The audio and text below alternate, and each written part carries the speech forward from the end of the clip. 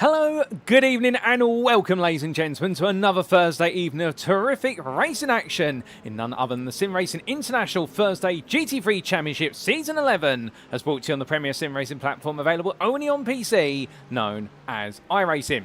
Tonight we make our way into the second half of the season, and after what was quite the unconventional round of racing last time out at Monza where we took on the combined layout of the infamous power circuit, the Italian Temple of Speed, we have made our way all the way back to the US of A. And what a day it is as well, because today, of course, is another round of the championship, but it also is a celebration of Abraham Lincoln's birthday. But where exactly are we in the US of A? Well, we are in the very deep heart of Virginia for the Virginia International Raceway. A circuit historically which has proven to have a very tumultuous history with multiple threats to be closed down at certain points in time and having gone through multiple different owners over the course of its extensive multi-decade history. But one thing that has never changed here is the fact that this circuit, with its narrow road surface, is a eclectic mix of 17 corners and an extensive length of the best part of almost 3.5 miles, where it is a circuit which continually delivers all the way from a domestic level all the way through to an international level. A regular host of the likes of the Global MX5 Cup and the IMSA SportsCar Championship Series, here's a circuit which can see a whole variety of machines take it on, including GT3 class machines, which you'll see today. And with the circuit being so narrow at its core, it means that track position is absolutely key here. Well, that's not to say overtakes are impossible, but you need to be absolutely brave on the brakes and be very smart with where you go to overtake, because get it wrong and may end up on the grass, and if you do, you'll very quickly find yourself drifting your way away from the circuit, and you may never quite come back. But adding to that as well, the threat of rain, and we've got plenty of cloud here today, as this is a mixed weather round, and therefore this is going to put our drivers right to the test straight away, as they embark on the second half of their season's championship campaigns as of tonight. Where are my manners? Welcome to you all to this live broadcast from the circuit side as you tune in tonight on the official YouTube channel SimRacing International, where you can catch all this racing action on a weekly basis. Indeed, go to youtube.com and search for SimRacing International or SRI, and you can be catching it there. And you, of course, are tuning in to Split A today, where you'll be catching your Elite and Pro classes. Now, we do have a parallel broadcast ongoing, Split B as well, for the Premier and Evo classes, and that is in the very capable and reliable hands of both Chaz Jaycott and also Darragh Thacker. But if you're staying with us here, well, you're staying in the hands of myself. My name is Paul Walsh, and I'll bring you all the racing action as it unfolds from Split A today, and indeed over the entirety of the season. And what a story of the season it has been so far, and we've still got plenty of stories to unravel and still a huge set of chapters in the championships to talk about. And without further ado then, let's give you a recap of how we've made our way to round number 6 and how we get ready to set up the second half of the season. So taking a look back in time then to our championship calendar firstly, and where were we last time out? Well, on the 5th of February, as we said only moments ago, we were in Italy at the Monza Grand Prix combined circuit. It was a 1-hour feature race, and quite poetically, we have completed symmetry here for this season with the fact that we have gone straight to another feature race round today, another 60-minute race. How the difference being that we open up here on the 12th of February with a mixed conditions race where we will see rain at some point. Indeed, we've already had rain fall on the circuit as a practice, and the rumour has it that we are going to see rain fall in what will be also qualifying and also at some point in the race, or at least that's the forecast says, and it's going to be spotty rain at best, so therefore it really is going to make our drivers wonder where it's the right time to be on the wet tyre or whether it's better to be on the slicks, but only they can make the key decision about that. But as we decide to make our way into this season, the VIR circuit playing host, and after today we'll be making our way to Australia on the 19th of February for the Bathurst circuit, or you all know and love it, and normally refer to it as the Mount Panorama Raceway as well, and there we'll get to see who is the true king of the mountain. But if we talk about last week, and we talk about who was the master of speed at the Italian Temple of Speed, well, in the elite class, it was teamwork that made the dream work in what was a combination pairing of Vulkan Motorsports' Tseard Ploeg and Hayden Miller, where Tseard Ploeg's rather lacking in straight-line speed, Acura in the end was buffeted along by the very quick Aston Martin V8 Vantage Evo of Hayden Miller, and Miller in the end pushed Ploeg all the way through, and whilst Ploeg was able to take pole position in qualifying, heavily aided by Slipstream, we have to caveat it with, when the fact in the end with Hayden Miller pushing him along, Ploeg looked on course to take the victory until he gave up the lead to Miller come the rather last corner of the circuit, and therefore made sure that Miller got what he deserved, which was the win that he'd helped Ploeg be able to follow on through to, and Ploeg in the end settled for second. But meanwhile behind him, of course, well, it was definitely a challenging day for some other drivers, although William Humphrey, to be fair, put on an absolutely brilliant performance, and it could be said as well for the likes of Lewis Kenyon and company, although it was a difficult day for some other teams in the elite class, and none more than particular than Milton Tomlinson Dennis, who in the end, unfortunately, couldn't quite find the draft in qualifying, and nor could he find the draft in the race, and had to settle for what was towards the back end of the top 10 in the elite. Meanwhile, in the pro class, well, Rhys Saunders took victory, but he couldn't quite believe it. Nobody could quite believe that he'd been able to do so, coming all the way through the field to take the win, and he was able to outrun his way very clear of the likes of Villar and Mikey Story, who is two main rivals throughout the entire evening of racing, and he surprised everybody in that regard. And well, as you'll see very shortly when we come to our championship standings, it has meant how he's opened up quite the sizable lead, and can he extend it today over a much more conventional circuit? Well, that's what we'll see. Because as we make our way into our championship standings, let's talk about how they stand. We begin with the Elite Drivers' Championship. And here we can see that Tseard Ploeg right now leading for Vulkan Motorsports, the Dutchman, on 385 points to the 320 of Hayden Miller. Now, Hayden Miller has moved into second for the first time in a long time this season, getting ahead of his teammate there of Lewis Kenyon. But it is Vulkan Motorsports who lead 1-2-3 right now. And right now, can anybody slow their tide down? Well, the first driver to try and do so is the man in fourth, William Humphrey, on 296 points. And he'll be hoping that he's able to potentially take his first win of the season today. And if he is able to do so, he might be able to scupper the chances of the top three from breaking away. When you consider the majority of the victories have been shared amongst your top two drivers in this championship, or we should point out that Lewis Kenyon has actually yet to take a win this season, and the same for William Humphrey. Understandably, they're all going to be chomping at the bit to try and make sure they end up on the top step of the podium today. But on top of that, Milton Tomlinson Dennis, a World of Racing at Tseard Esports. You can understand if he's very hungry right now to chase down the Vulkan Fastest by Glass Tech Racing driver. Again, the gap between the two of them now stands at 70 points. And after two non-finishes, one of course in round number 4 and one in round number 3's second race a day. Well, in fact, let me recalculate my maths there. It was two non-finishes and a very nightmarish run for Milton Tomlinson Dennis over what was at Miami, where he retired from both sprint races. Well, the World of Racing at Tseard Esports driver right now knowing that he needs to get himself back on track as quickly as he possibly can. Ryan Nicholson's not too far behind him either, the best part there at 55 points. He really earmarks what is the second half of your top 10 in the elite class, and he has got close company of Ime Hassalar, not too far behind him for Heracles Performance. And then we do have what will be none other there than Mark Hutchison sitting in 8th, and he's going to be trying to move forward along with Jack Wyborn, who of course did take that infamous second race victory in Miami, and indeed he's one of a limited number of drivers who have wins outside of your top two, and the other one being there none other than Benedictus Stinkavicius, the Vulkan Motorsports driver, then 128 points, taking the win at the start of round number 2. But after that, well, it's not been win since then. Indeed, it's been a struggle to finish inside the top 10 for him, particularly last time out where it all went wrong at the Oval Banking at turn number 2 on lap number 1 at Monza, and he'll be hoping for a much more straightforward day today. But outside your top 10, Tim Modig sits in 11th there on 109 points, the Sim Coach driver, who brought home a 7th place finish last time out after what was quite a challenging day in Miami. And Thomas Pugh there was 6th place. Well, right now he knows he's got even more to go with those 88 points, and he'll want to try and make his way into the top 10 as soon as he possibly can.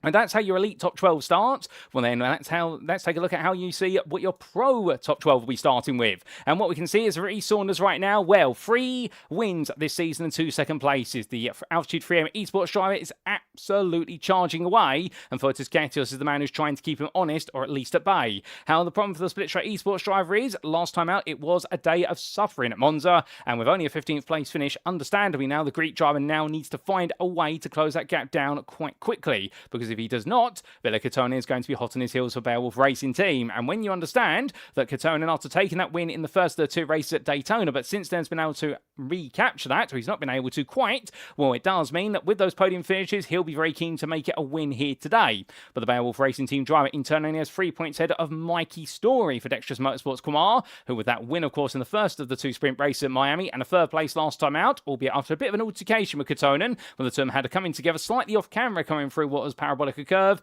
Well, not parabolic, it was in fact Curva Pisano there, as I get my Italian corners mixed up. Well, I think Story today will be very keen to try and get one up on Katonen, and potentially very keen to make sure that Rhys Saunders doesn't feel as though he can just run away with this. So the big question we really have right now is the focus going to be on chasing down Saunders today for all of our pro drivers, or will it be about the hunt for second place, and will Fotis Gatios have to make himself as wide as humanly possible in his McLaren?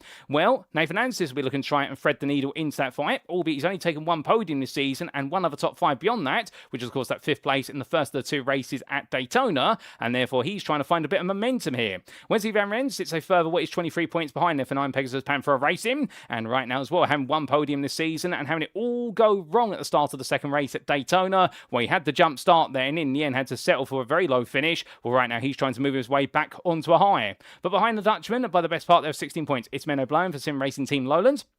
And he's ahead of Nick Stubb. Nick Stubb, who has yet to really capture his form that we've seen in previous seasons, and that form has escaped him so far, but the Vulkan Fastest by Glass Tech Racing driver will be hoping that perhaps having his car on the thumbnail of today's broadcast will be what gives him a little bit better luck. Albeit it can be a curse, of course. In some series, having your car on the thumbnail is tantamount to being set with bad luck for the whole round, whereas for others, it can be the sign of good luck, and Stubb, we're hoping it is the latter.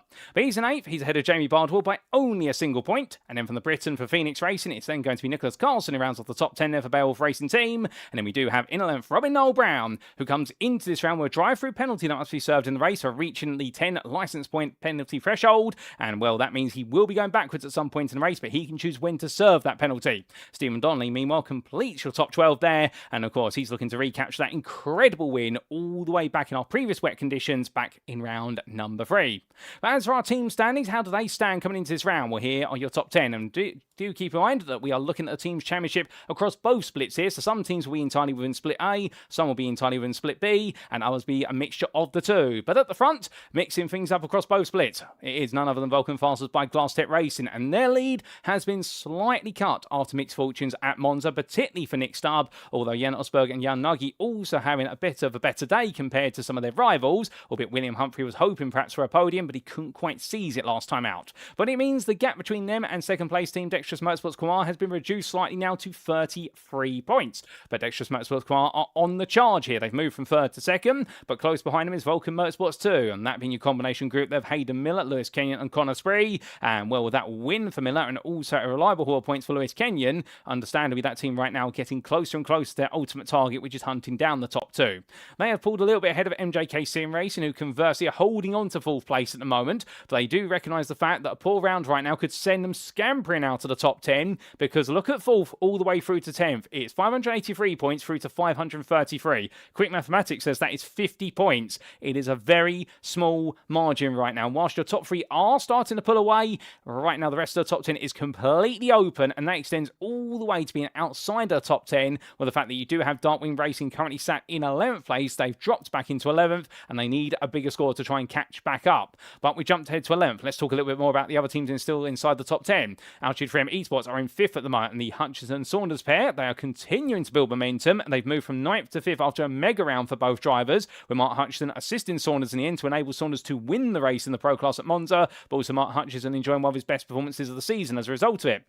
And GPET SimSport Onyx, well, they sit in 6th place on 570 points. They won't have James Bostock on the grid today in Split B, as I've been informed. However, we will expect the majority of the team to be there, so they can still achieve major points if favour fortunes them. And then we do see Moonshiners Racing Club there in 7th place at MRC on 569 points, only a point behind, and a further 16 ahead of Splitstrat Esports, who conversely have dropped slightly down in towards whereas 8th from 5th. They had a tough round last time out, albeit Nickerson did salvage some points, whereas for Fotis Katios, he couldn't salvage anything. Then we do have Axis SimSport Z. They are currently in 9th place. They've dropped from 6th to 9th, and therefore they'll be looking to bounce back as quickly as they can, because they are enjoying seesaw momentum at the moment, and that's not what you want as a team. You want things to be as consistent as humanly can be. And then we do have Vulkan Motorsports 1, the combination pair there of Benedictus Sinkevicius and Tseard Ploeg. And whilst Ploeg brought home the 2nd place last time out, an absolute disaster at the start of the race for what Sinkevicius meant in the end that this team has now dropped its way all the way to 10th, and they are at major risk of falling outside the top 10 if they don't score big today. And as we mentioned only moments ago, one team that's itching to get back inside the top 10 immediately is Darkwing Racing in 11th,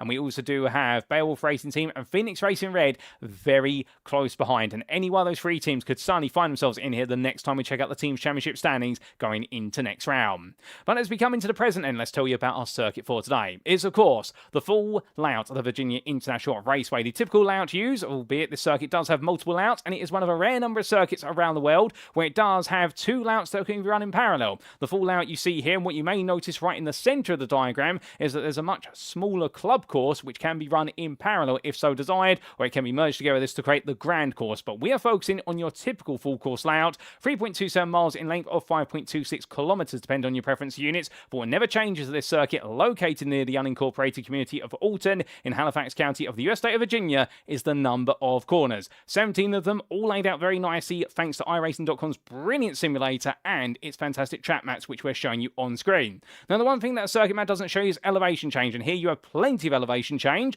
albeit it comes at particular points in the circuit, intriguingly. The first half of the lap, it only starts to build up towards the end of it. The opening few corners, the turns 1 all the way through to 5A, there's no real elevation change as such.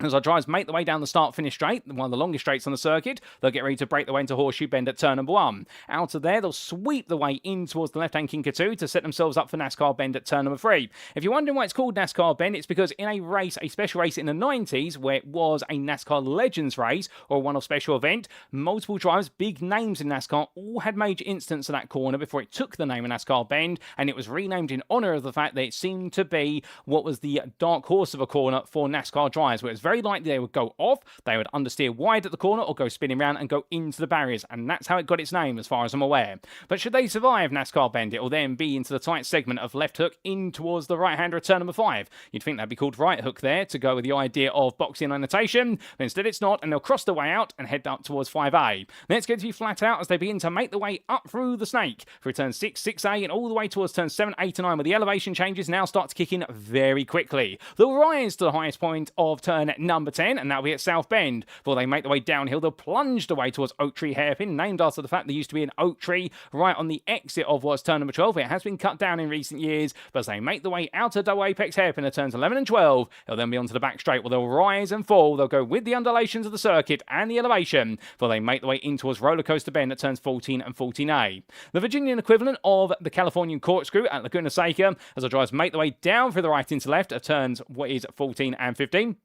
Then charged away in towards turn 16 and 17, hog pen corner, and as they make the way out of it, presuming they haven't made a complete pig's ear of themselves, they'll roar the way into the start-finish straight to complete lap or do it all over again. But with that, ladies and gentlemen, that's enough dwelling on our circuit and all rules, regulation, all the points and everything in between. That's the scene set. We need the story. So let's make our way back to circuit side and see how they're all getting on with 15 minutes left in qualifying.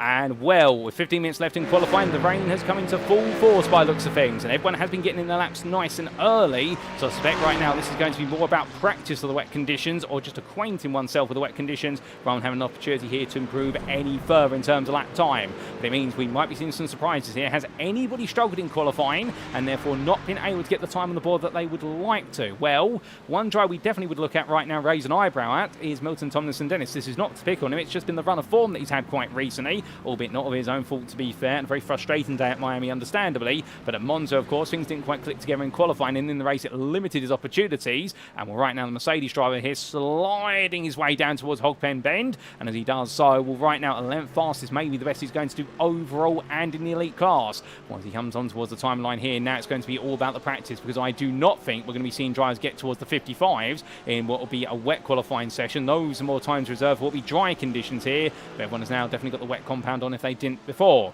But we are expecting spotty rain here, so therefore some rain did fall in practice, and then it stopped and it came back. In qualifying, it does seem as though it stopped initially and now it's back again. And in the race, we are expecting it to initially be dry in terms of the weather up in the sky, and then some spotty rain is meant to arrive later on in the day based on the forecast, and therefore that is really going to put a big emphasis here on exactly what our driver is going to be able to do with regards to tyre choice. That could really make or break a driver's day.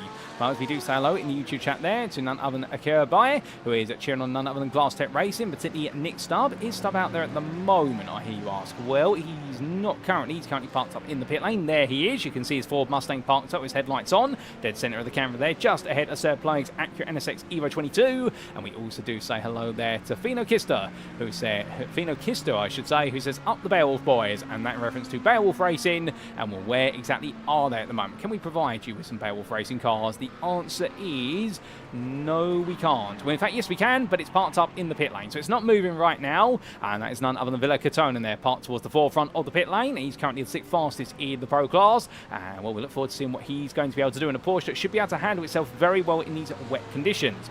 But as some other drivers decide to stay out there, Hayden Miller makes his way on out in his Aston Martin, so I think he's decided to get a little bit more acclimatised to these conditions. Well, what exactly can we expect then? We're qualifying all pretty much said and done based on the attitudes of several drivers here. Well, I think what we're going to have to wait and see is exactly how the conditions play in. We mentioned that only moments ago, but I think that is really going to be the big item, the big ticket in what will be the race itself.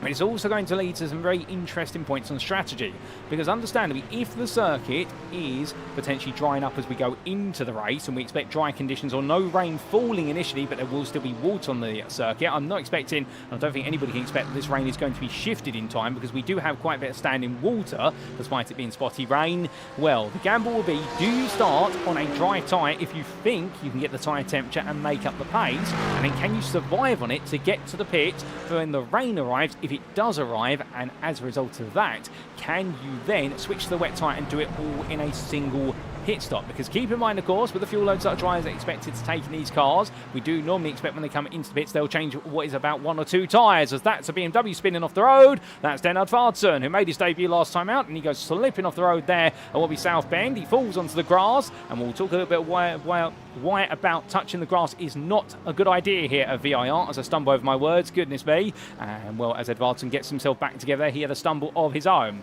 So strategy is going to be very important in the race. You don't want to be making any extra visits to the pits if you can help it. So a lot of fuel saving might come in handy here today, and also backing off the pace in general to give yourself the bigger pit window in which to pit. But we'll see who exactly is going to be able to make the most of that, no doubt about it. But talking about touching grass, why is that not a good idea here at VIR?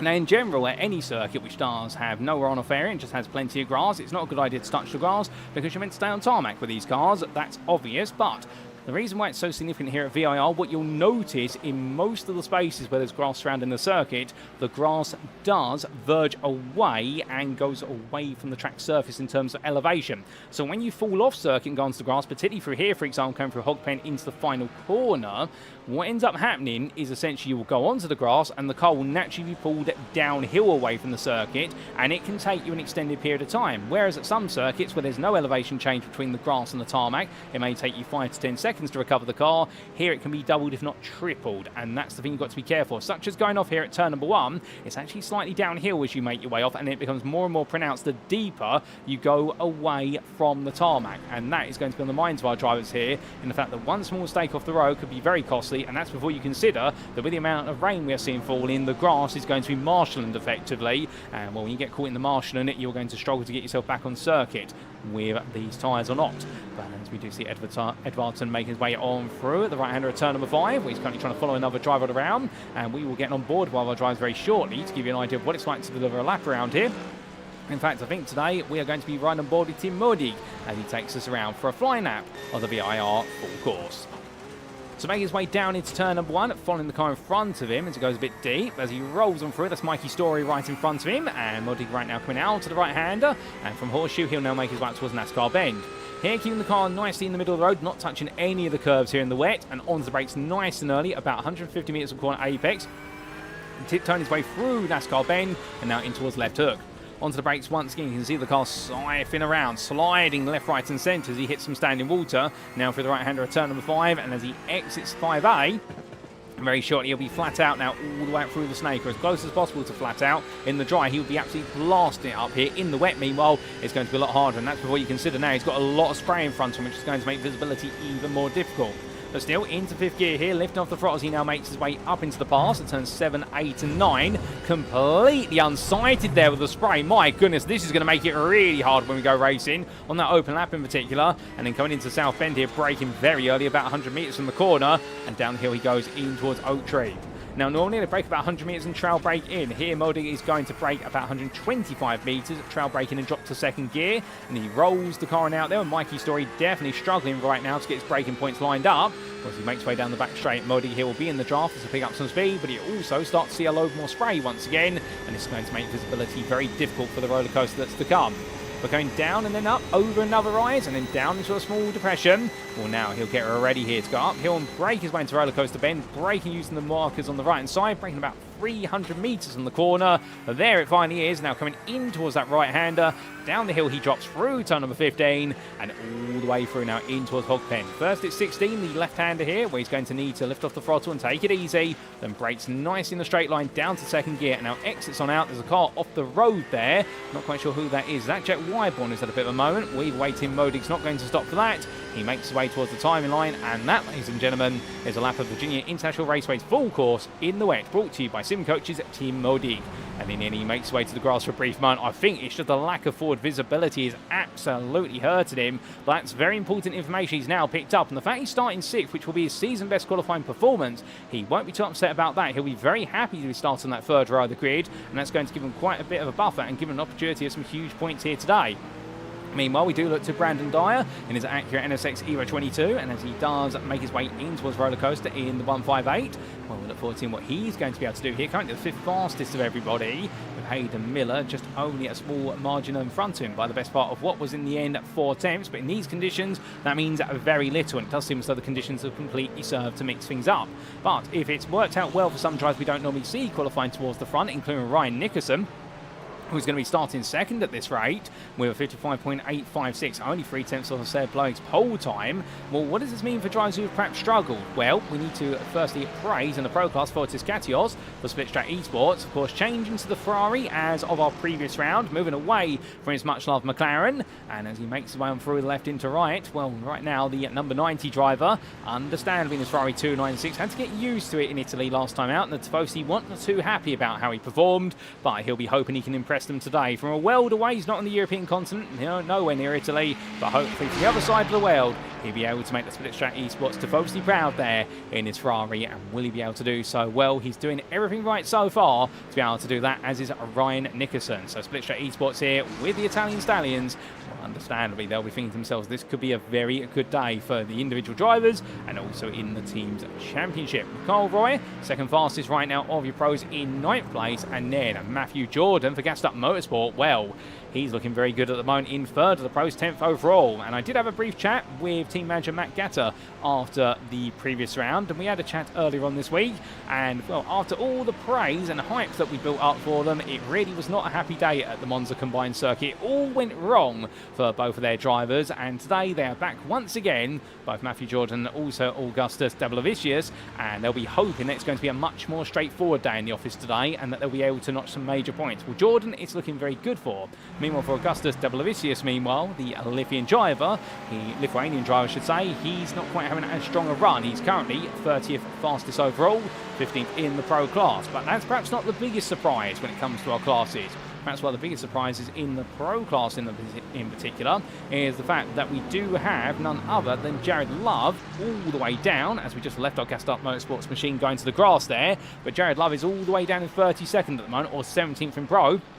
And I do believe he's not as acquainted with these wet conditions as he roars his way along that start-finish straight, and therefore that lack of acquaintance with the conditions might be holding him back to a degree. Also, another big surprise, Nathan Anstis for the UK Sim Racing team. He's currently all the way down in 31st here for UK Sim Racing Norris. And well, I don't know about how well Lando Norris has done in the wet conditions over the last couple of years, but I can tell you one thing, Nathan Anstis normally does revel in these conditions, but right now it's definitely not looking too good here for your number 96 driver, and I suspect this might just be the way the qualifying session has timed out and the way the weather has essentially robbed the pace, and we couldn't quite get his lap in when he wanted to. But if we've got struggles for some of our pro drivers, oh, that's going to be a slide there, and then he avoids the tyre barrier, but he does end up on the grass, but thankfully is able to stop it from sliding into the exterior barrier. Well, meanwhile, what exactly has gone wrong in the elite class for some drivers? Well, perhaps the biggest victim in the elite is down in 18th, William Humphrey. He's not currently in the car and not in the pit lane, so therefore we can't pan to him. But William Humphrey down the 18th, or what is 12th for your elite drivers, that's not expected whatsoever. He's got a lot of work to do from there. Also further back, Max Wheeler in his Audi R8 Evo 2, all the way down in 27th place. And well, the 133 driver here, I think will be hoping to himself that perhaps he can find a bit more time as he makes one round, but he'll be in the race now rather than qualifying. I don't think he's going to be getting any quicker at this point from that 58.450. But then also some other big victims of these conditions in the elite class. Well, we do have Lewis Kenyon all the way down in 42nd place. He's currently parked up in the pit lane there in his Porsche 992 for Vulkan Motorsports, and this is not looking good whatsoever for Kenyon down in 42nd. And we'll understand, I think Kenyon right now will be knowing that he's got it all to do in the race, and he's given himself an absolutely huge task here. As meanwhile, Ime Hassalar, the Heracles Performance driver, he's looking a lot happier by comparison, as he comes on through the left into right at turns 4 and 5. And his Ferrari right now 8th overall, 7th in class. The only pro driver in front of him is for Tseard, and he'll be joined him on the 4th row. So therefore for him it will be go, go, go when we get to the grid, and I think he'll be very pleased to see that. But we do say hello to Mac Watkins 95, who says Noah would struggle with his arc in this, and indeed it does seem to be sometimes when the wet weather comes on iRacing, it doesn't just rain, it pours, and it leads to some quite biblical conditions there.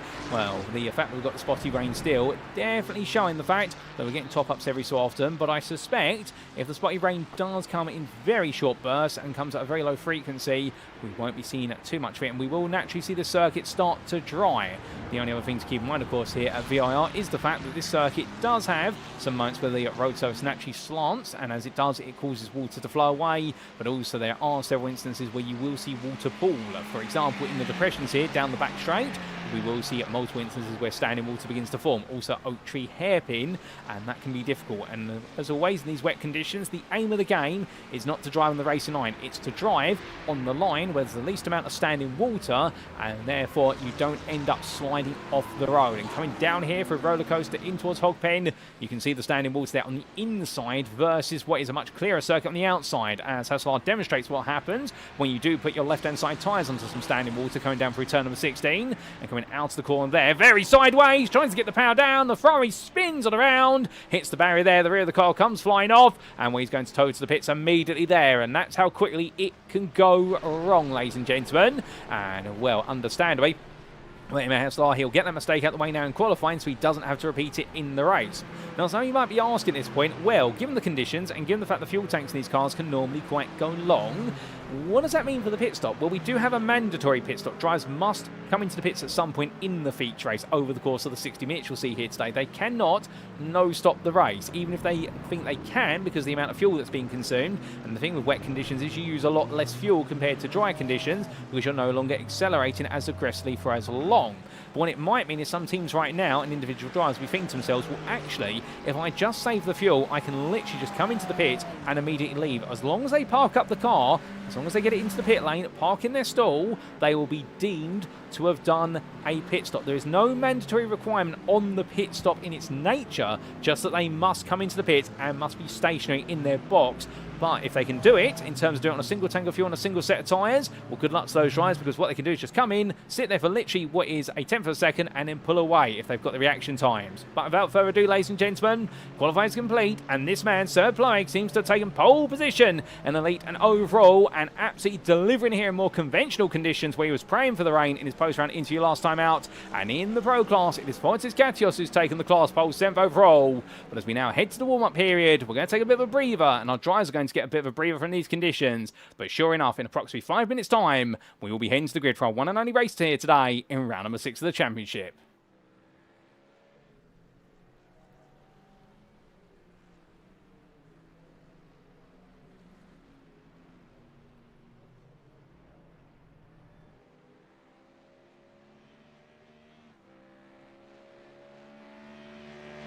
And so as qualifying gradually comes to a close, a couple of cars just making their way back to the pit lane, as we did see the scream or the roar there of the Ford Mustang of Jack Wyborn coming on past our static camera just under the underpass. We'll see most of our cars there parked up in the pits. A lot of our drivers, I think, understandably, think to themselves right now the simple matter of fact, which is that qualifying has been a bit of a washout. And at this point, well, what can they exactly do other than just lock in at this point and think to themselves, right, job's done in qualifying. Where you're going to start is where you're going to start. And now you've got to get your head down and get ready for the race, as a couple more cars come across their final times, and nobody improving here in these conditions whatsoever.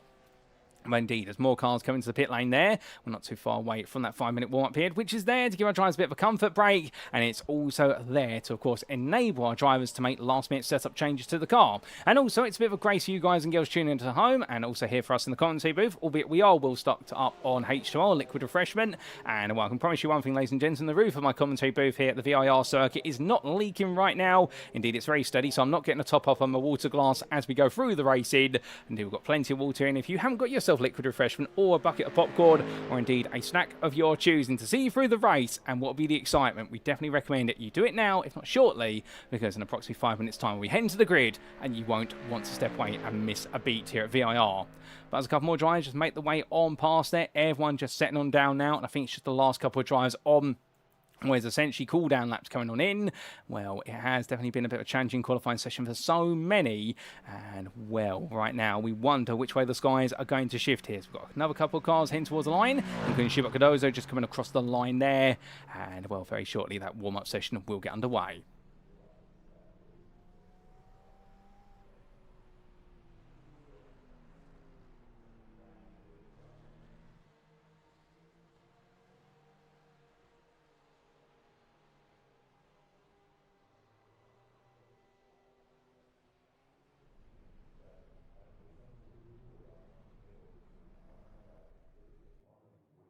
As all our drivers have now been summoned to the pit lane, so I do believe qualifying is formally complete and nobody's been able to improve since we really brought the session to a close on their final laps. Well, now we do have the 5-minute warm-up. Now, For our drivers, at this point, it will be valuable to go back out there because they'll need to get an understanding of what the conditions are feeling like. As we do see Tim Modi making his way into his car, but will he sit there or will he go back out? Well, right now, they've put the wet tyres back on the car, those Michelin tyres.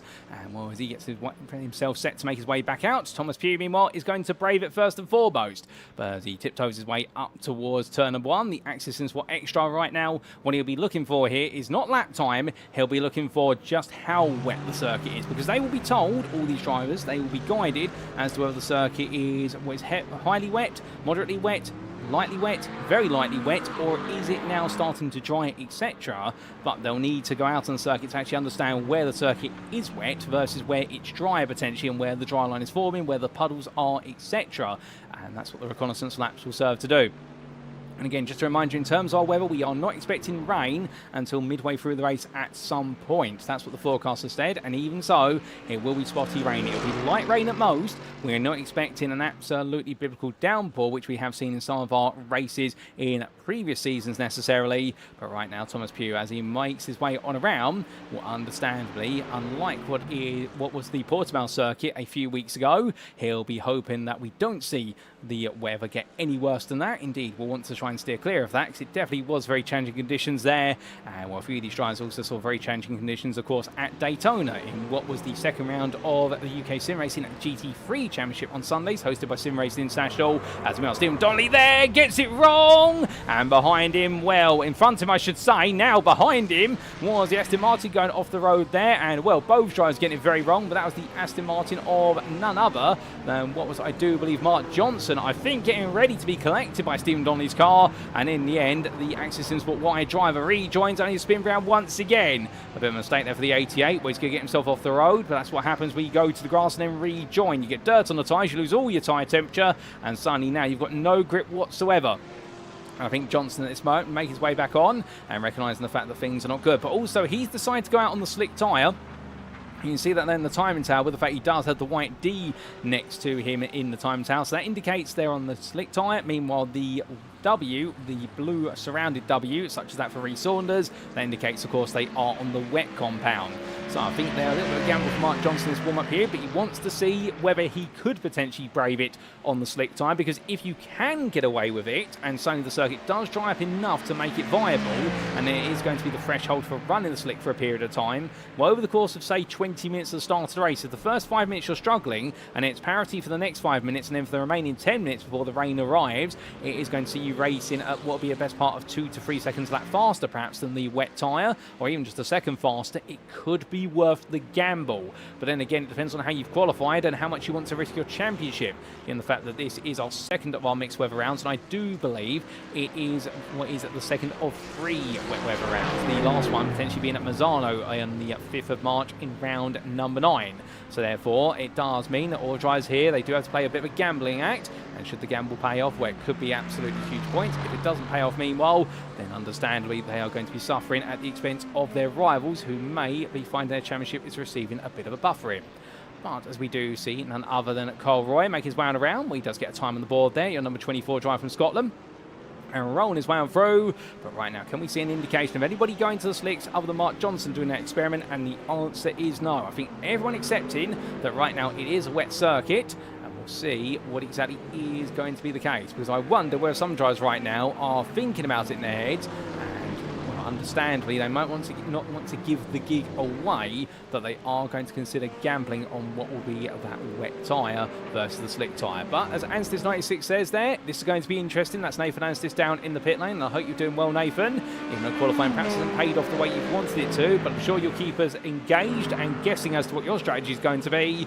We'll see Liam Fraser here right now and make his way around in the absolutely beastly 6.3 litre V8 Mercedes, the AMG EVA, of course, introduced to GT3 racing in 2020, and well, it's been a staple of grids ever since from the German mark. And well, the Mercedes, we know, struggles at lower gears. Second and third gear, it has so much torque going through those rear wheels, and it really lights up those tyres. And in the wet conditions, it means the Mercedes really has to dig in to its traction control modes in order to be able to get the traction it needs. Well, Fraser will be mindful of that. They all will be of the use of traction control. They all have wet weather settings in the car for the electronics.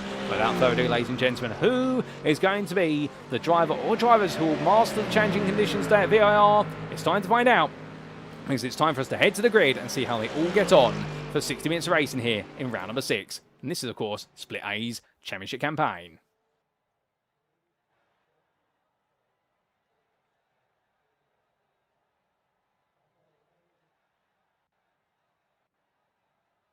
And so here we go to the grid, and as they all get ready to go onto the formation lap, the Tseard drivers will line up for our one and only race here today. It is Tseard Ploeg who takes pole position, and in the end, well, the Vulkan Motorsports driver taking that pole position by what was the best part of 3 attempts, but that may not be truly indicative as to the gap that we will see on pace when we do go green flag in the race. The Dutchman will be joined on the front row by Split Straight Esports' Ryan Nicholson with his best qualifying points of the season, and then it will be Benedictus Sinkavicius starting in 3rd for Vulkan Motorsports 1, directly behind his teammate, and alongside him will be his sister teammate of Hayden Miller, who starts the day in 4th. Then we'll see from the Scotsman, it will be the Briton of Brandon Dye, who starts 5th with season best qualifying points for the Inter Racing team.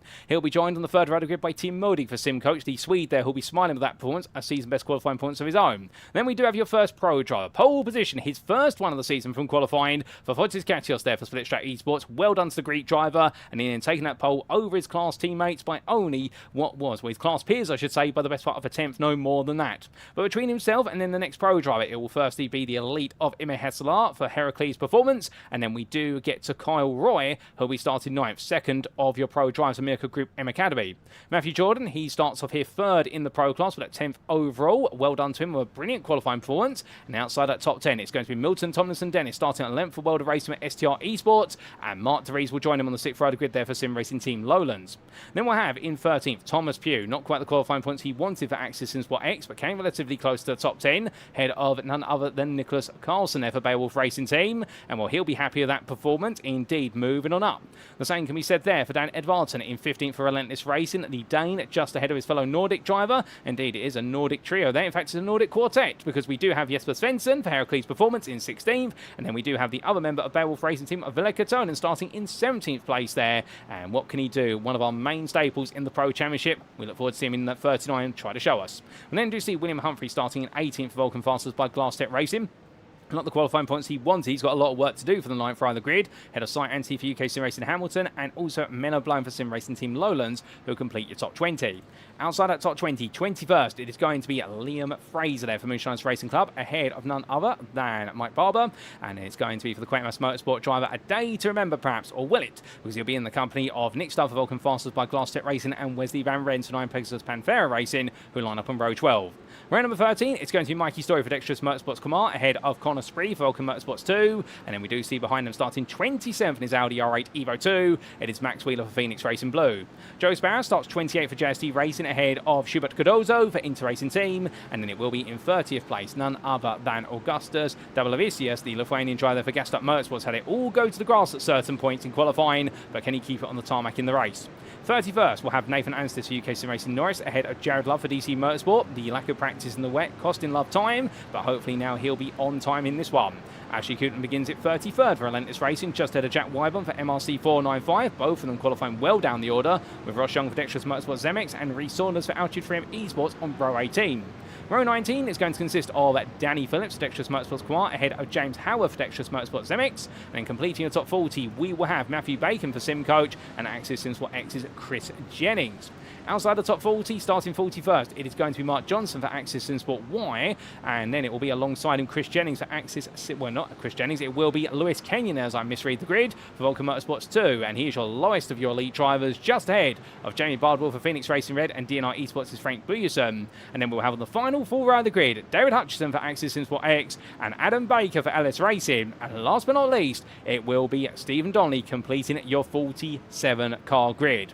But ladies and gentlemen, several drivers have opted to start from the pit lane. We have got a lot of intrigue already happening here with regards to this race. We have got the best part of what is none other than, I do count, 9 drivers starting from the pits. Anstis, Jennings, Hutchison, Baker, Anthony, Barber, Spree and Sparrow. Also, Anstis has elected to start on the slick tyre. He is the only driver to do it. Everyone else is on the wet, but Nathan Anstis is starting on the slick. And that could really serve to shake things up here. Well, we'll go out to find out, ladies and gents, because the formation lap comes to a close. We go down to lower cameras, and it will be to Tseard Ploeg, your championship leader in the elite class, to take us away for 60 minutes of racing here at VIR. As the spotty rain comes back for a brief moment, it's come back sooner than expected. Well, he's taking us to the green. It's about time to find out who is the rain master.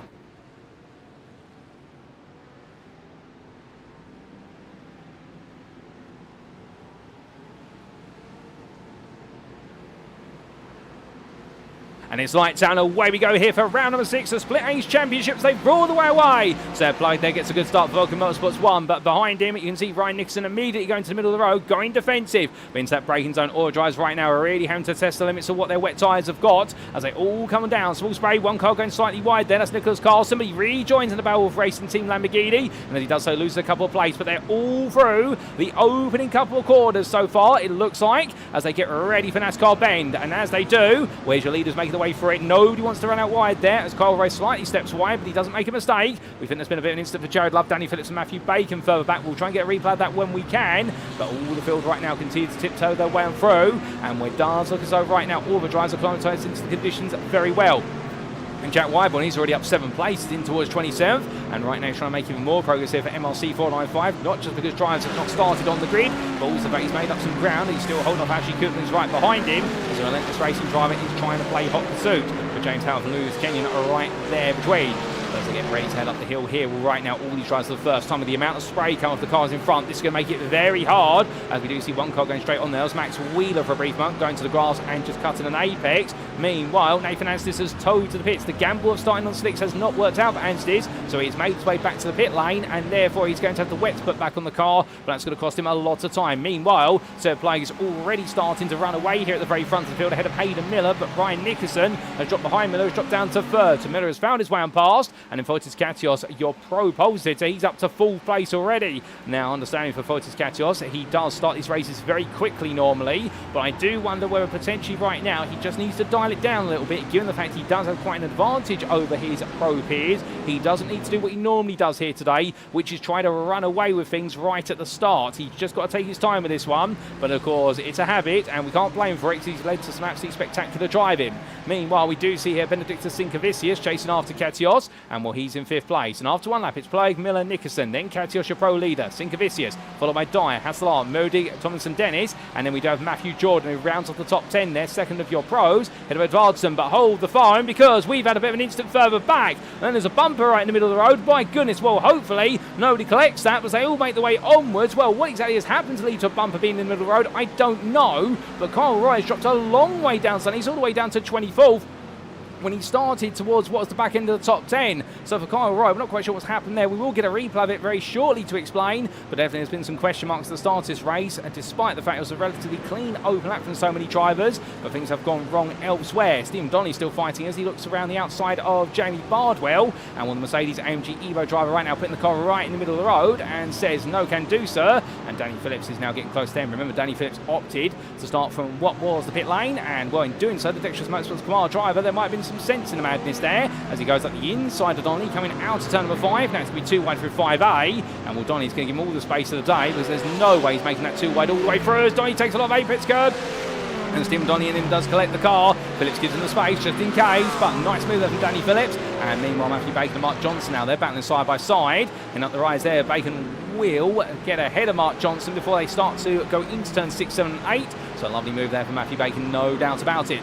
But meanwhile, Reece Saunders falling back a little bit, and Milton Tomlinson Dennis, he's fallen a long way down the order. He's dropped to 20th. Where exactly was he previously? Well, he was running towards what was 12th place, and now suddenly the 192 has fallen back to the best part of 9 places from where it started. Not quite sure exactly what's happened there, but we'll get a replay of that shortly. As meanwhile, Dan Edvardson, well, he's got ahead of Tim Modig, who had a slow start, but the relentless racing driver right now has a problem, which is that he has a Porsche 992 that's absolutely all clued up and wants to try and find a way back past his BMW M4 Evo. And we do know this BMW, it is a very reliable car in most conditions.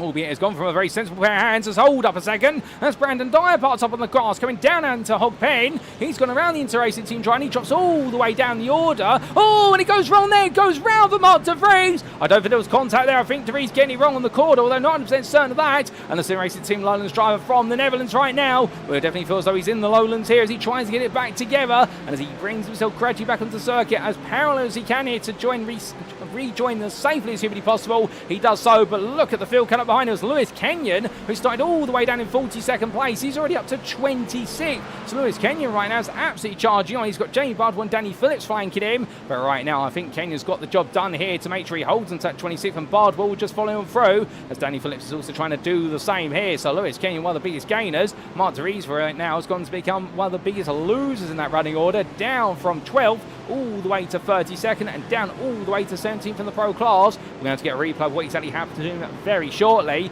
as all drivers trying to settle down into these conditions right now, but I don't think anybody can. It's still wet here. We're not seeing anybody on the slick. I think the gamble for Nathan Anstis in the end was a gamble and it hasn't paid off, but otherwise everyone right now just trying to survive these conditions as best they possibly can. Again, spotty rain continues to come left, right and centre, and when we're in the forecast, which was spotty rain towards the end of the race in the second half, well, it might have been out a little bit, so we are seeing spotty rain already here. Looking to Mikey Story as he has the pressure of Tomlinson Dennis behind him, or MTD as he's known in his abridged name, but as we do see Story holding on here. Well, right now, what exactly is going to be the next paragraph in his story? Is it going to be one where he's allowed to chase after Wesley Van Rens and Liam Fraser in front of him, or is Tomlinson Dennis potentially going to poke and probe? Well, we ride on board with your 192 as it makes its way down the back straight, and as it does so in the what is that 19th spot, he understandably here right now has to try and work with all the spray in front of him, and this is such a difficult place to be. And remember, we are right on board a camera that is in the centre of the car effectively. Hold up, that was a car gone around there. Who on earth was that? Was that Ashley Cooper? No, it was Hayden Miller. Hayden Miller's had it go wrong. He's going sideways there. He's crabbing along the road, is Hayden Miller. What on earth has happened to the Vulkan Motorsports 2 car? He was all the way towards the front of the field. It is struggling. They're all parting the seats. They're all going left, right and centre. What on earth is happening here as they all make their way to the roller coaster? Well, it is known as a roller coaster bend, but not for those reasons. It's all going very wrong. Ross Young's off the road.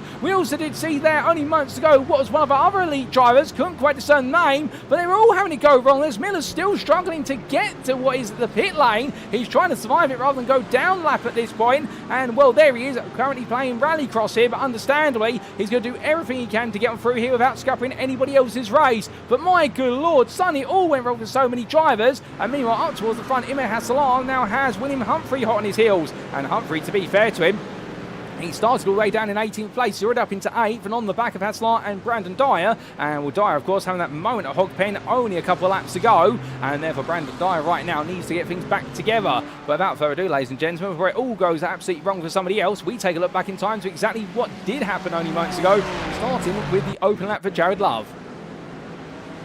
So this was Jared Love making his way out to turn 1 in towards 2. In front of him, there was a bit of contact between two drivers and tapped there on the rear by the Ford Mustang, I believe. Couldn't quite discern which colour it was. That wasn't Stephen Donnelly's, it was a different Ford Mustang, but that sent Love on around. So Jared Love completely, in the circumstances there, a victim of them rather than fault by looks things, and a DC Motorsport driver being sent on around. Now, what else happened? This was Danny Phillips is on board, I think, in that situation. He's going to see this play out, the Dexterous Motorsports car driver. He comes up behind the incident, and was does so looking around the outside there of the 54. Then suddenly Jared Love gets turned, and then there's a surprise Ferrari in the middle of the road. He does stop in time, and he does have what is the car of Matthew Bacon plop exactly behind the tapping on the rear bumper. But well done to them all for stopping there. It was a very tight section of the circuit.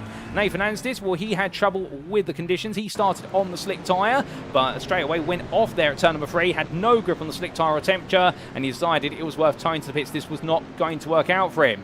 But then we had this for Kyle Roy only months later. Well, this was much, much later. This was Kyle Roy making his way back on the road now after going off. That's coming down through. They're all going left, right and centre. That was a Hogpen corner. What exactly happened to trigger all that off? Can we get an earlier replay of that? Because Kyle Roy went pretty much into the next postcode. Here's a replay to explain. So this was Roy coming on down through Hogpen, and as he did so, well, apologise there if it was the lens flare on the camera, ladies and gentlemen, but Roy just lost it coming down through 16 to 17, and in the end he's a passenger in the car, and he eventually arrived back to what was his senses and was able to make his way back onto the circuit. Then the whole field came on down. It went around as well there for Max Wheeler, and we also did see a spin there for Nick Stubb going on around, and that explains it all. We also did have what was a big incident a bit later on for what was our drives. This was none other, and I do believe Milton Tomlinson Dennis having a big moment on lap number 2. And this was the World of Racing STR eSports driver, made his way in towards South Bend. Onto the brakes he went, turned on in. Rear of the car snapped loose on him, carrying a bit too much speed and too much steering angle.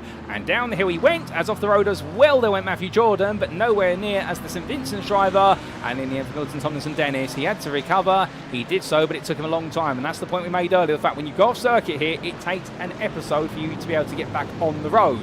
We had this for Brandon Dyatt towards the end of lap number 2. This was the Inter-Racing team driver making his way down through what was the run of 15-16 towards Hogpen. The rear of the car just going around, much like for Kyle Roy there. So it seems to be some standing water that not all drivers are able to avoid at the moment. And Dyatt going around and had to wait to rejoin, but tried to do so as safely as he could. And then, well, he did so very nicely timed out as Matthew Jordan went on through.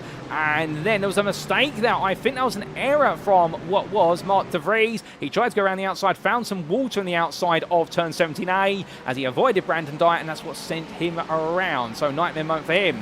Then we had this for Team Modig only moments later on lap number 3. The Sim Coach driver making his way through turn 2 into 3, through NASCAR Bend, then to left hook here. And I get the feeling that someone's going to land a nasty right cross on him. And exactly that, as he went around, the rear of the car just came completely loose. He collected it well, but then that caused Hasselard to be able to get all over the back of Matthew Jordan there. So that helped Hasselard out quite considerably. And Modig then had to rejoin that running order. And then we did just have what was a big shunt for none other than Joe Sparrow, I believe, ladies and gentlemen. I'm not sure if we can get a replay of that. I don't think we can, as we make our way back to your live racing.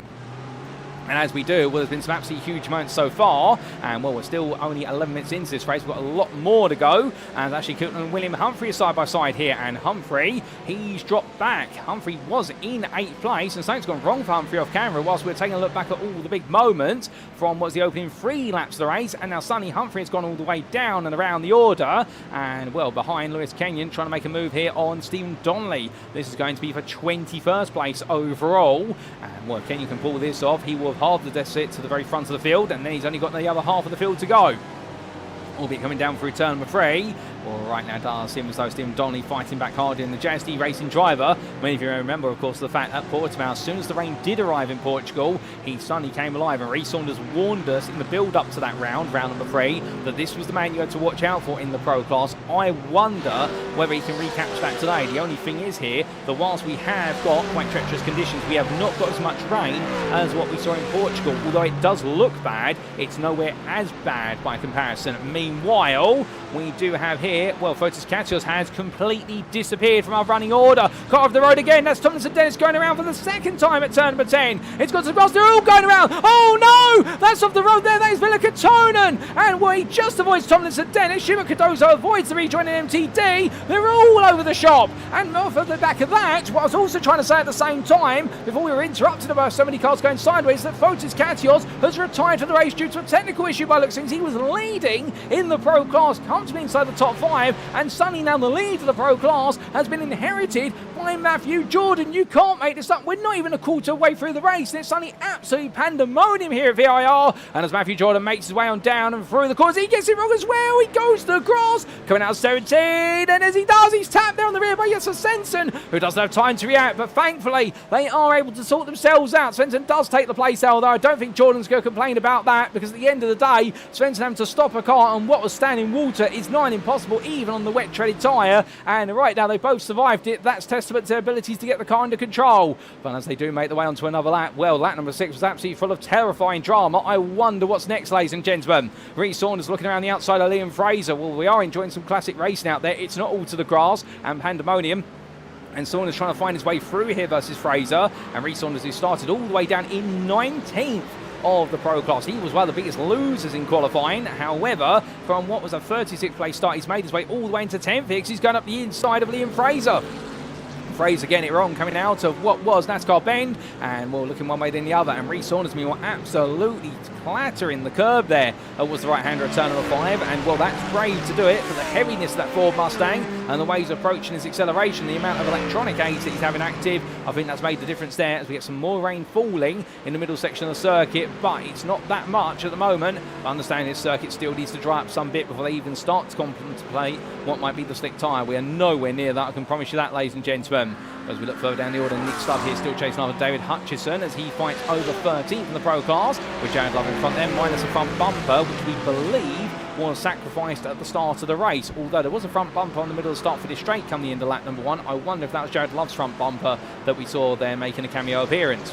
Well, as we do have Nick Stubb all over the back of Hutchison, falling back a little bit there, coming up through the S's for the understanding reason, which is there's no way to get close there. Car of the road, that's Stephen Donnelly, and the man who's considered to be the rain maestro.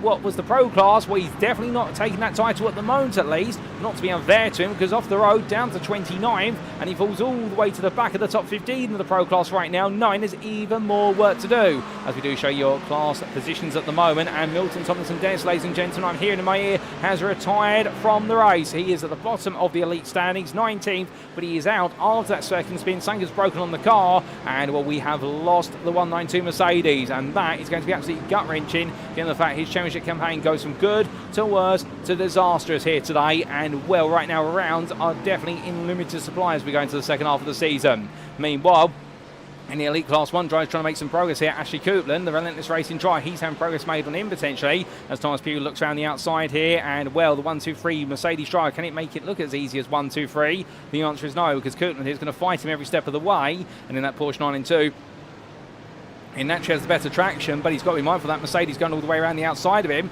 and Thomas Pugh in the end does make that happen. He does make it look like clockwork in the end. A lovely move from him, and now making his way through the left-hander turn number 3. There's been a bit of an incident further on back, I do believe. We've got a black flag for Schubert Cardozo, and that will be for instant points that have been picked up, but Pugh right now coming out to turn number 5 and breaking away from Ashley Coulthard. So Thomas Pugh, he's definitely right now feeling very confident in the car, 15 minutes into this race, and he's now back into 8th place in Elite, and he's trying to move even further forward.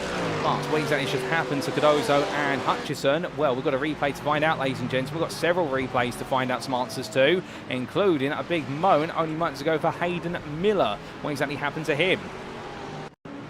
So this was Hayden Miller, already had that one big moment that we didn't quite get an understanding of what broke on the car. I wonder if we can get the earlier replay of that. It was on lap number 4, but Miller losing it there as he made his way towards South Bend, and in the end into the grass. It was a very long trip, kept going, and in the end stopping in the middle, and that was it. But here's the big moment for Hayden Miller back on lap number 4. This is what we tried to capture earlier on. Well, in fact, this is one of the big moments. This is after he had got the car repaired. So for Hayden Miller, well, just adding up the disastrous moments. And then what really kicked it all off, I think, was right back on lap number 3. And this was the big moment for Hayden Miller as he chased after Tseard Ploeg for the lead of the race. Made his way in towards Oak Tree Bend.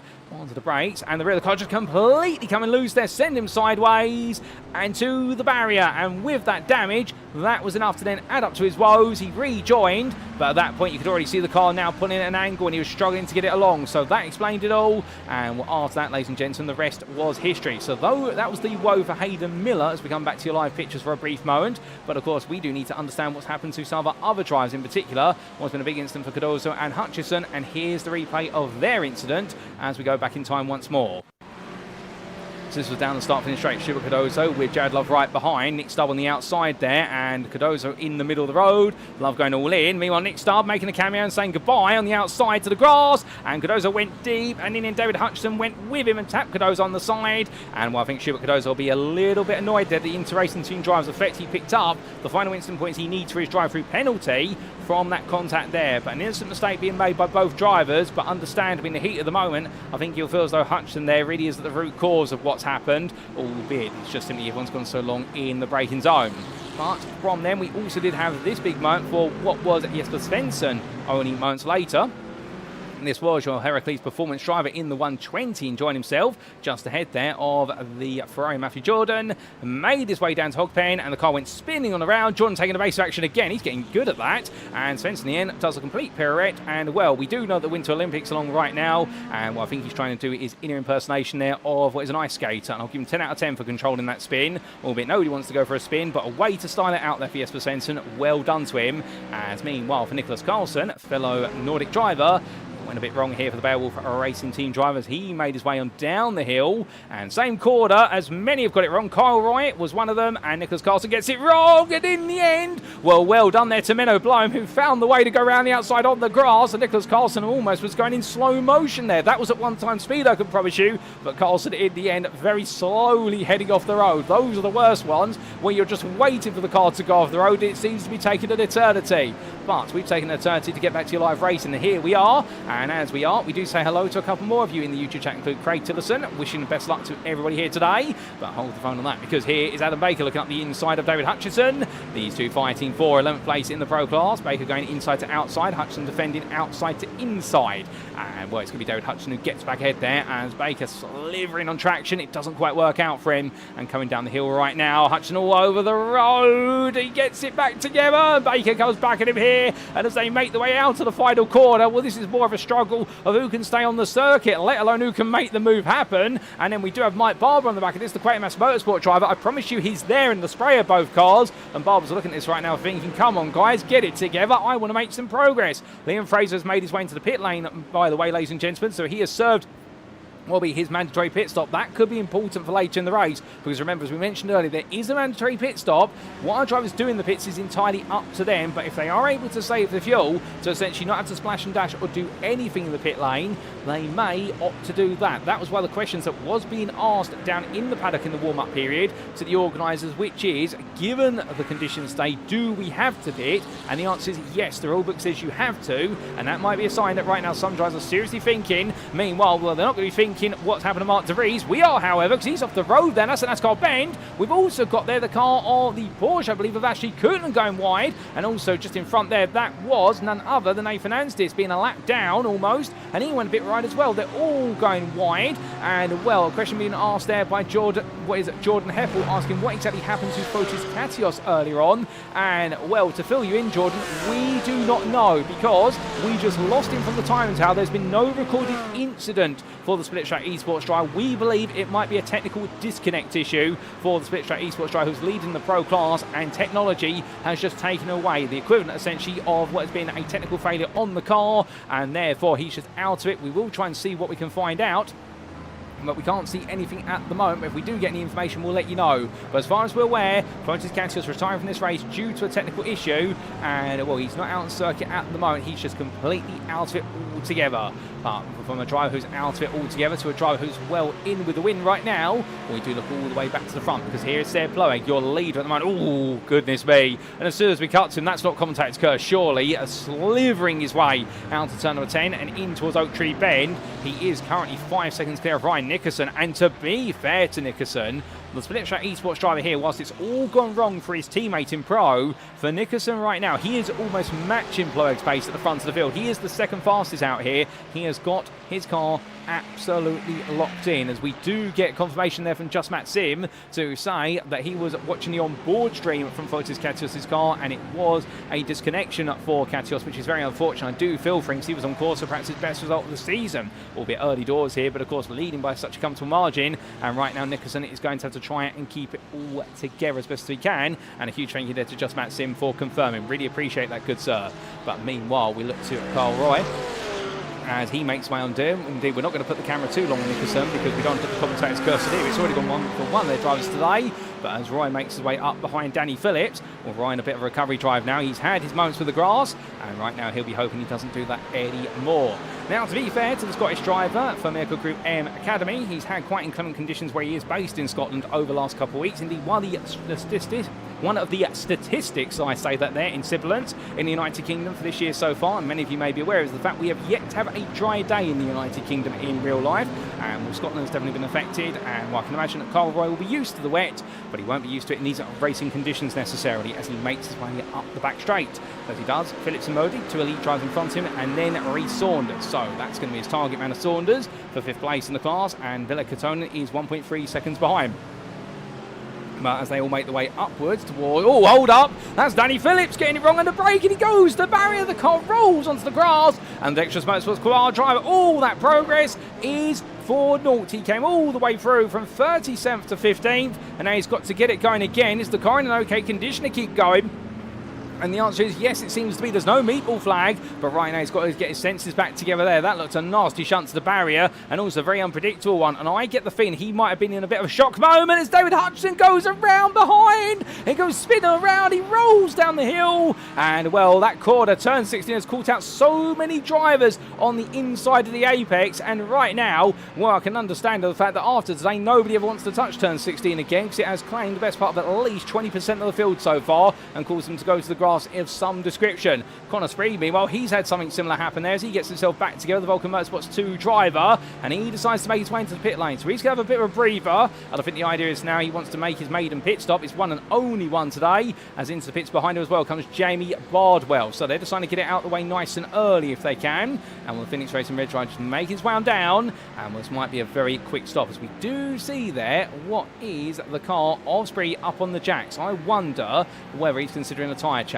If so, if he's going to go to the slicks, that's going to be a very risky gamble. I don't think that's going to be the right gamble to make, although it does look as though the circuit, whilst we still got the spray lines, you can definitely see a dry line is forming. So that is a fault for dryers now, not necessarily in terms of going to slick tyres, but in the fact that you might be now looking to need to cool your wet tyres down a bit, because the way it works is these tyres to have an optimum temperature. If they get too hot, you start to burn away the tread blocks, which enable these tyres to work on water. That's why they're called treaded wet tyres, whereas you have racing slicks, which is the dry tyre, which has no tread in it whatsoever. It is a smooth, slick, quote-unquote compound, and the idea is the slick compound cannot disperse water from underneath it, so it aquaplanes on water, whereas the tread, much like your normal conventional road tyre, water gets caught between the treads and it is forced outwards. It is projected away from the car. That's how you get the absolutely huge spray off the car. And well, understand me right now, if you wear the wet tyre down by overheating it, you have no tread left anymore. You turn your wet tyre into an absolutely threadbare slick tyre, and as a result you might need to consider essentially replacing it. And that's what our drivers need to work on. They now need to figure out where are the damp patches and where is it worth risking going off of the drier line to find some water to help cool the tyre down. Or do you come into pits as Reece Saunders does there, that'll help cool the tyre down, and also do you consider potentially changing one or two of the wet tyres, but it will be the left hand side tyres that are doing the hard work. Given the fact that this circuit is a clockwise circuit, so there's more right-handers than left-handers, and the left side tyres normally take the greater punishment. But as Danny Phillips here looks to make his way on past Jared Love, and we'll credit where it's due to Phillips, the fact he's had that big moment with the barrier coming into his roller coaster only a couple of laps ago. It has done nothing to dampen his enthusiasm, and well, right now he's back into 16th place on the road. Jared Love behind him as well.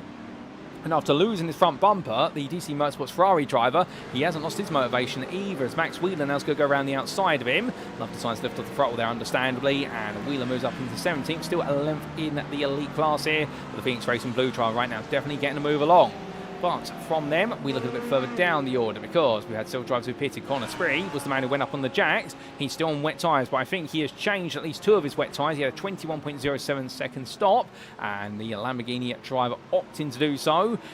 Well, we have a black flag for William Humphrey. So Spree right now will be very happy, but this man will not be very happy. That black flag means he's gone over the instant point count. He will have a drive-through, and it's a drive-through for Kyle Roy as well, as he's gone off the road. That's why Kyle Roy's picked one up. I wonder if Humphrey's had a brief excursion as well. But as Roy brings himself back together now, turn 10 claiming the Scotsman. It's claimed so many drivers. It's been the bane of Scotsmen here today, because Hayden Miller got caught up in it, of course, and also we did see it go wrong for MTD or Milton Tomlinson Dennis earlier on. But right now, Kyle Roy is the next driver to succumb to what is the allure of turn 10's grass, and as he brings himself back together, he's now got what is Jared Love right behind him, and that shows you how far up Roy has gone down the order. He's going to go even further when he comes for that drive-through penalty. That is going to cost him the best part of at least 20 to 25 seconds. He pulls off the road there. Something's gone wrong. I think it's going to be a total bit to Roy. So it's all gone so very much wrong for what will be the Miracle Group M Academy driver. And as his race comes to an end, I think he has got out the car. Something's broken on the car. Well, meanwhile, that's going to be another place game potentially for some other drivers in the pro class, including Wesley Van Rens for 9 Pegasus Panther Racing. The Dutchman makes his way in towards turn 1 here. And as he does so in the number 99, well, he's currently running in second. Would you believe it? He started 24th, 11th of your pro drivers. He is now currently the leader. Of course, some pit stops have been thrown into the mix. We don't know exactly how everyone fits into the picture right now. And Menno Bloem, well, he has survived so much so far as the SimRacing Team Lowlands driver. He's had to dodge wayward cars. He's touched the grass more times than many, but he is somehow leading in his Corvette. I'm not blaming for it right now. This is absolutely incredible to see, but sometimes that's what these wet weather races do. They completely misshape the field, and they make you guess who exactly is going to be your winner come the end of it all. And right now, it's anybody's guess who's going to be winning the pro class. The elite class, it does seem to be a bit more formulaic, particularly with this man leading at the moment. And Tseard Ploeg now goes on to what is the 15th lap of the circuit under race conditions, almost at the halfway point of the race. But Ryan Nickerson, to be fair, whilst he is gradually falling away to the tune of 0.6 of a second a lap now, so Ploeg has upped the tempo. Nickerson is still the second fastest driver here. He is faster than anybody else, including Benedictus Sinkevicius, who's enjoying a very good run of his own. But the point being, Nickerson is currently 0.4 faster on average compared to this man. But the Vulkan Motorsports 1 driver is still doing a solid job. But newsflash, ladies and gentlemen, we've had even more happen in the pro class. We have just had Matthew Jordan towed to the pit lane from what was a position where he had a chance of potentially taking the win in the pro class. What exactly has happened to Matthew Jordan? Well, here is a quick replay to find out, because it's gone very wrong for Jordan and we need to explain. So this was Jordan making his way all the way towards turns 6, 7 and 8. Now, does it go wrong here on one of the apexes? If so, at this point he would have been in the boat. He made his way through 6 into 7, took a lot of apex curve, but at that point the car became unsettled. Rolling along, brakes well and truly on, but on the grass he's never going to stop the car. Straight into the barrier there backwards, and for Matthew Jordan that would be as quick as easy as a tow to the pits, because that Ferrari was going nowhere fast anymore. Back to your live pictures, but Matthew Jordan is now out of the hunt for the pro win, surely, as Wesley Van Rens as well has had to be towed to the pits. Van Rens has got a load of damage on the car, only moments ago I said that it was running in second. What on earth has happened to Wesley Van Rens? Well, we can take a look back. It was on the previous lap, and here it was, ladies and gentlemen. We go back in time. So this was your 9 Pegasus Pan for a racing driver making his way up towards Roller Coaster, went into the braking zone. The car snapped loose in there in the depression. Is still standing water there, straight into the tyre barrier, smoke coming out the car, and immediately a tow to the pits. As quick as that for Wesley Van Rens, I don't believe it. So now the only one who might be surviving right now in the pro class at the very front is Menno Bloem. It is all falling apart for so many drivers at the moment, but not for Bloem, and well, he's just got to hold on. It might just be the case here. All you got to do is drive within your limits and not make a mistake. It's so hard to do. And Mikey Story, meanwhile, we're looking on a distance here and thinking he's currently in second in the pro class. I'm not sure if he's even aware of the fact he's second in pro class here. I suspect a lot of drivers further down the order don't actually know where they are in their classes right now, given the fact that it's been so many drivers who've fallen off the road, so many drivers who've retired from this race, and so many who seem to be struggling. But all you can do, ignore the relative, ignore whatever the fancy overlay tells you, just keep your eyes on the road. It's so tempting to look down and see where you are, but as soon as you become complacent, as soon as you take your eyes off the road in these conditions, you've seen what's happened immediately. Drivers are into the barrier, they're out of the race, but we turn to they pick up a black flag, and that is the effective part of putting them out of the race. As Emma Hassalar, meanwhile, makes his way onwards. Out of the pit lane he's gone. And as he does so, making his way on around, right now the number 33 in the 33rd place driver in the 1-2-1 for Heracles Performance. The Dutchman right now, I think, understandably hoping he can keep it together. Now, he has made his one only pit stop. That was on lap number 8. It was a fuel stop there, and, well, understandably, he's now got a long way to go. But how far can he go? Given how dispersed the field is, we have had a whole host of drivers retire from this race, albeit your last of your runners at the moment is this man, Nathan Anstis, down in 38th, the UK SimRacing Norris outfit, 23rd of your pros out there, but we have lost along the way, excluding what is Nick Stubb, who's been serviced in the pit lane, although I think that is extended repair work to the car. We have lost Kyle Roy, Brandon Dyer, Hayden Miller, Jack Wyborn, Fortis Gatios, Milton Tomlinson Dennis, Frank Peterson and Joe Sparrow. Meanwhile, we still then do have 38 runners out on circuit right now, all trying to keep it together to get to the very end of the race distance. But one driver who, after making all his progress, has now got some pressure on him and he might be forced to regress here. It is Lewis Kenyon who finds Tim Modig right behind him. And Modig on the back of him, but as they get ready to go in towards turn number 4, we look back from the rear of the 196 car, coming in towards the left and then the right.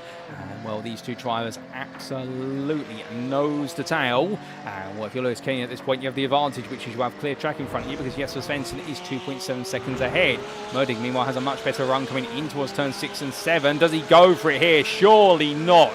He's not really thinking going too wide up through turn number 6. If he does so, even in the dry, that is considered extremely risky. In the wet, I wouldn't want to imagine what adjective would give to that. Just a simple reason there that going too wide in the wet is going to be tantamount to disaster. But still, as they come on through, you can see Modig is looking very quick. He is absolutely dialed in here in these conditions, whereas Lewis Kenyon, I think, a bit more conservative. But I wonder whether Kenyon's trying to shorten his pit stop. Perhaps he's trying to fuel save as much as humanly possible to know that he's still got to pit. But understandably, if he can literally just spend a second stationary in the pit lane, it might be able to offset versus Modig by a considerable margin. Well, Modig falls back for now, but understandably this might be what will be the build-up before the storm as he charges way onwards towards turns 14 and 14A. We can see right now for the 189 driver in the SimCoach Porsche, he's looking very good in these conditions, but how far can he go? Can he potentially take a top 5 in the elite class, which awaits him if he can pass Lewis Kenyon and Jesper Svensson, who is 2.5 seconds up the road, and then Thomas Pugh, he might be able to make it happen. We do look here to Pugh right now, the 5th place man in Elite, who we were referring to 20 moments ago, and we can see Jesper Svensson is still there with him as they come on to the next lap. And Jesper Svensson in the battle of the V8, the American one on home soil, seems to be a bit more comfortable at the moment. Although it could be said that it's Jesper Svensson who's feeling more comfortable in the car compared to Pugh. But we also do know that out of these two machines, it's in the lower gears that the Mercedes is a little bit more aggressive. And well, under braking there, Thomas Pugh is going to go very deep. That's of his own volition. And Jesper Svensson tucks up the inside and says, "Thank you very much. I'll take that off of you very kindly." And the Heracles Performance Drive gets there into 7th place overall, 5th in class. And now Thomas Pugh tucks back in behind, thinks to himself a silly mistake. But to be fair, it could have been far worse. He can't beat himself up or chide himself too hard over that. Meanwhile, Stephen Donnelly fighting here with Adam Baker. Now, Adam Baker has not served his 190 pit stop. He started from the pit lane, did Adam Baker, so he's come all the way through in the end from 46th from the pit lane through to 12th at the moment and 3rd in the pro class as the sun. Is that the sun coming out? My good lord, I never thought we'd see the day of some sun here in Virginia today. Well, if so, well, I think it's going to be an absolute fleeting moment because the cloud will come back over shortly, but it's getting a bit brighter as I look out my contact booth window. And Adam Baker right now definitely having the bright idea here to stay out of trouble, almost giving himself a bit of trouble as he comes through 4 into 5, and now getting ready to make his way through the snake. Can your number 91 drive hold of Stephen Donnelly, who's now pressuring him?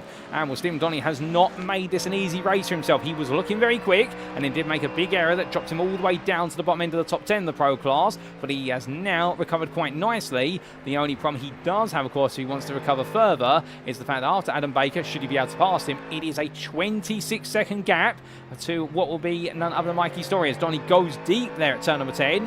However, he is able to avoid going off the road and avoid spinning. It seems though South Bend is catching up so many drivers that I think the inside line has just got so much standing water on it that you can't use it, and that's what's ejecting drivers out. But also, by having to brake in the middle of the road to the outside, you're naturally at risk of understeering onto the grass. So it really is a risk all around there.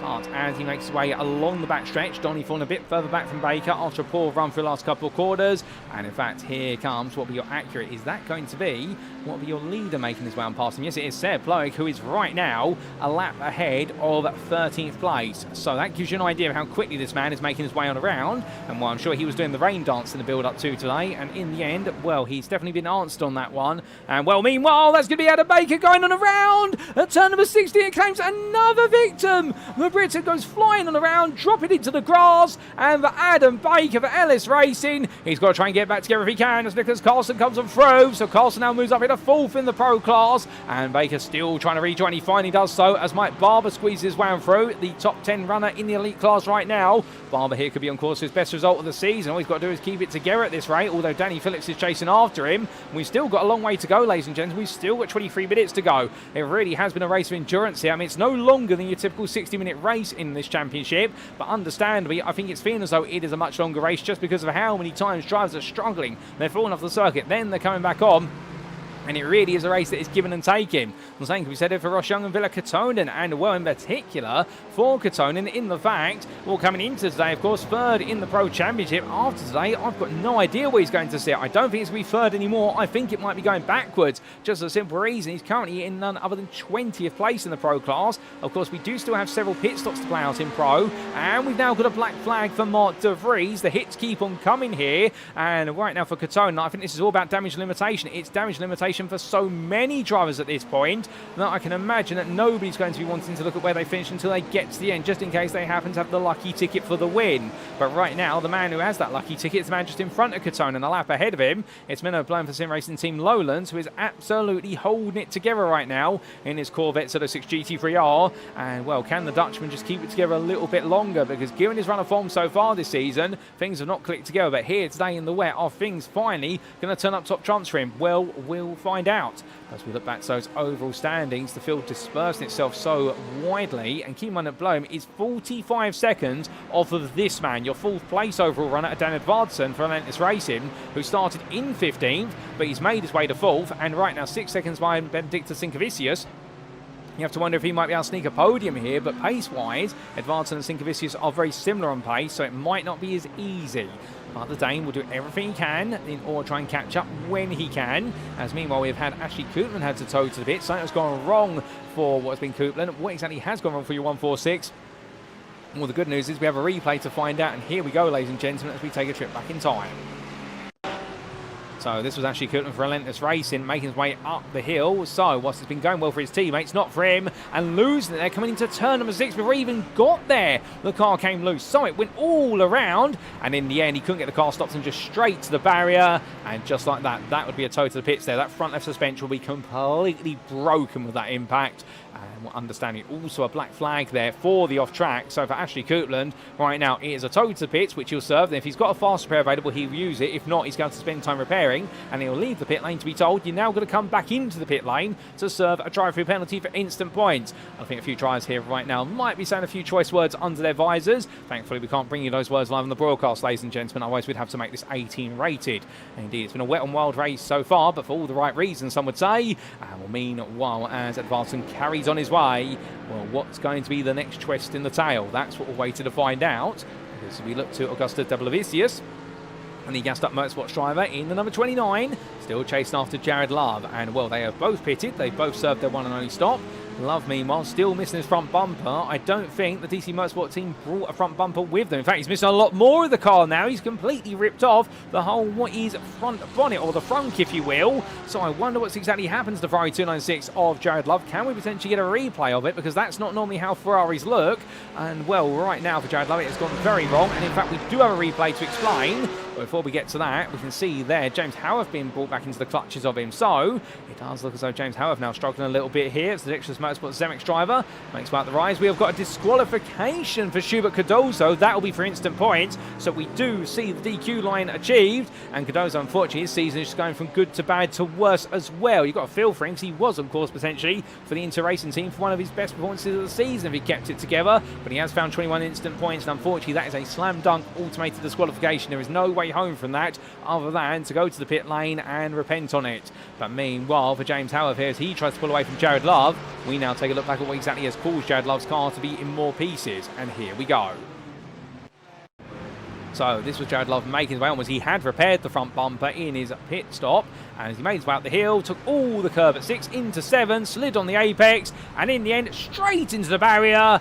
Well, somehow, not enough damage there to see it meatball the car, but to be fair, the DC Motorsport driver just carried on, and what I do love his up-and-go spirit. I can tell you about that, the fact that he is not giving up whatsoever, but understandably, I think right now the Scotsman will be absolutely fuming with what's gone wrong there, and well, as he brings himself back together, he's chasing after James Howarth, but definitely in the car, but it's being held back by damage, not by its driver's enthusiasm.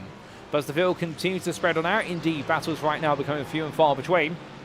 This is going to be really the twilight zone here of this race, where now, if you are by yourself, if you are one of those drivers such as Ryan Nickerson, who is 31.5 seconds ahead of the next guy, but the guy in front of you is 8.4 seconds up the road, well, this is where you might be starting to think to yourself in the cockpit of the car, actually, with 20 minutes to go, is this race done yet? Can we just end the race? You don't want to start thinking that way, because if you do, your concentration levels will start to decline, and when you do, that is when you make the big mistakes that suddenly see absolutely brilliant results thrown into the dustbin as quick as a single spin. And that's why Nicholson, Ploeg and Sinkevicius, your top three in the elite class, will all be thinking one thing right now. which is the game is on. They have to keep going. They can't afford to switch off for a single second, as otherwise it can go wrong.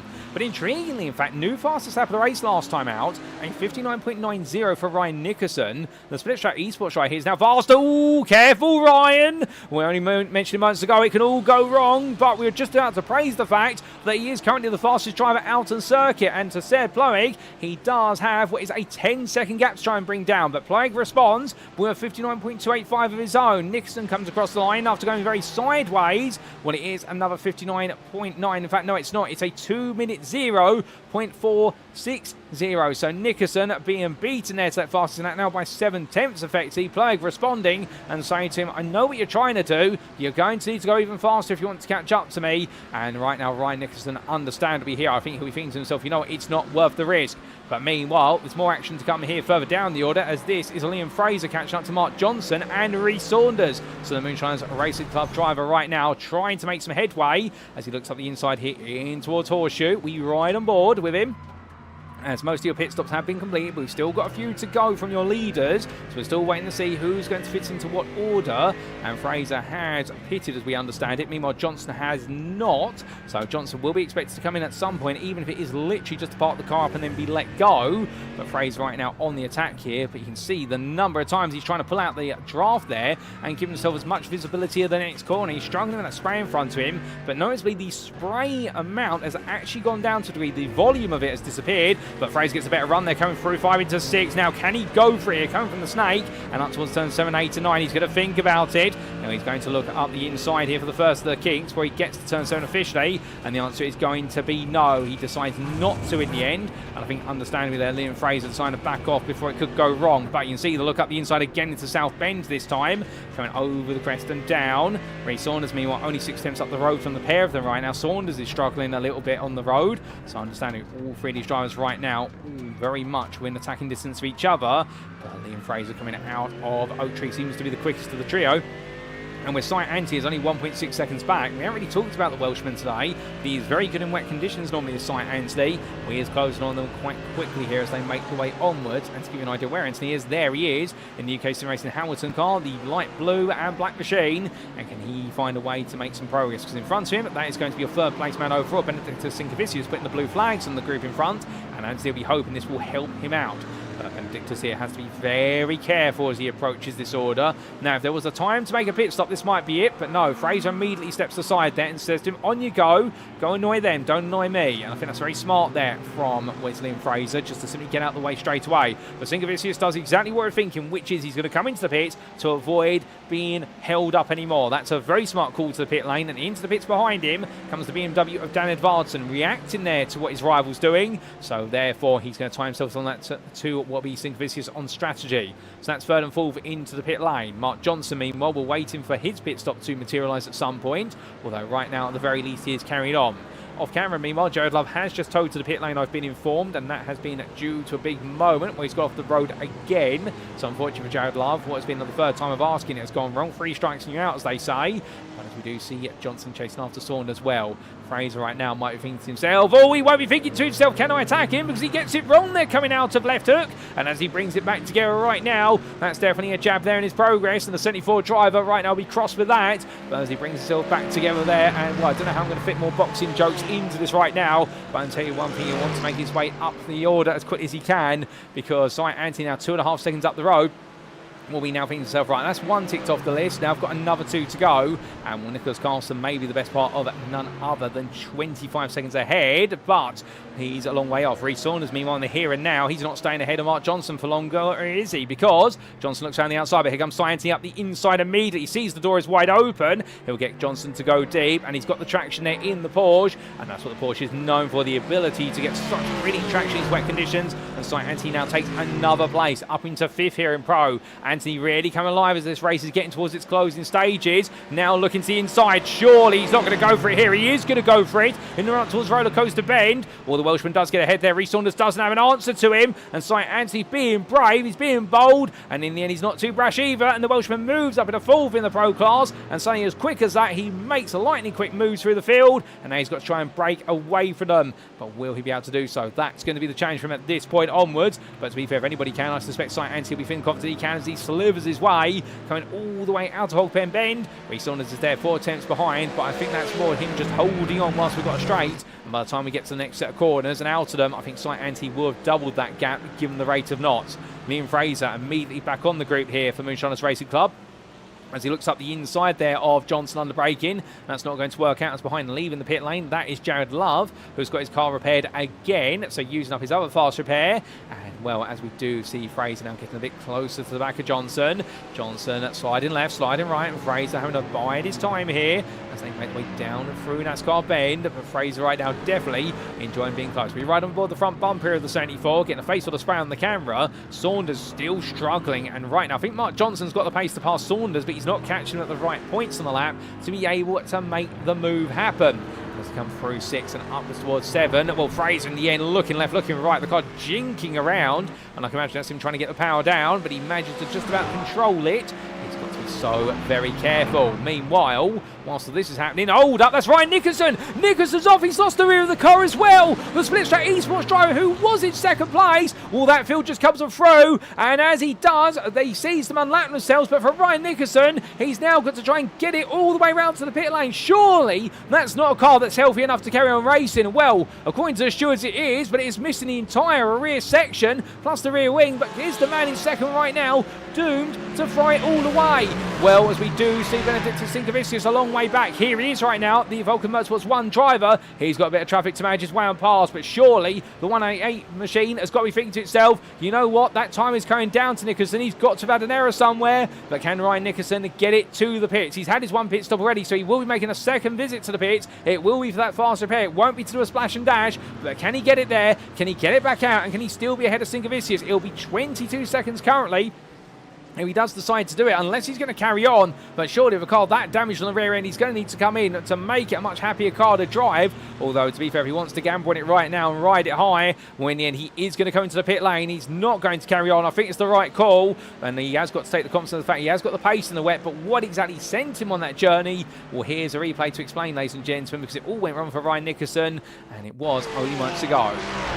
So this was the Split Straight Esports Ferrari making its way up the hill from the Snake and in towards turns 7, 8 to 9 as he went onto the first curve fine. The second one he turned in and the rear of the car snapped loose on him. We've seen that several times for drivers now, and for Nickerson in the end, not as harsh an impact with the barrier, so a lot worse than it looked. But as it's, well, a lot worse it looked, in fact, than what it actually is. But the Canadian driver right now knows that this could see him drop to 3rd. In fact, it does. We come back as he's leaving the pit lane, and here is Sinkevicius. He's into 2nd, but Nickerson can see him in his sights. And with 10 minutes to go, can Ryan Nickerson retake 2nd place, or will he be relegated to 3rd? Does he risk it at this point? Especially given the fact that Dan Edvardsen there, even further behind, he's going to close on the pair quite quickly. He is lapping as quick as them now. So right now the Dane has a chance here to have his time in the sun, or at least on the podium. And as he makes his way on through with the relentless racing BMW, I think he'd be very happy with the 4th place, let alone a podium. But of course, as a racing driver, you never want to limit yourself to one position when you can potentially grab more.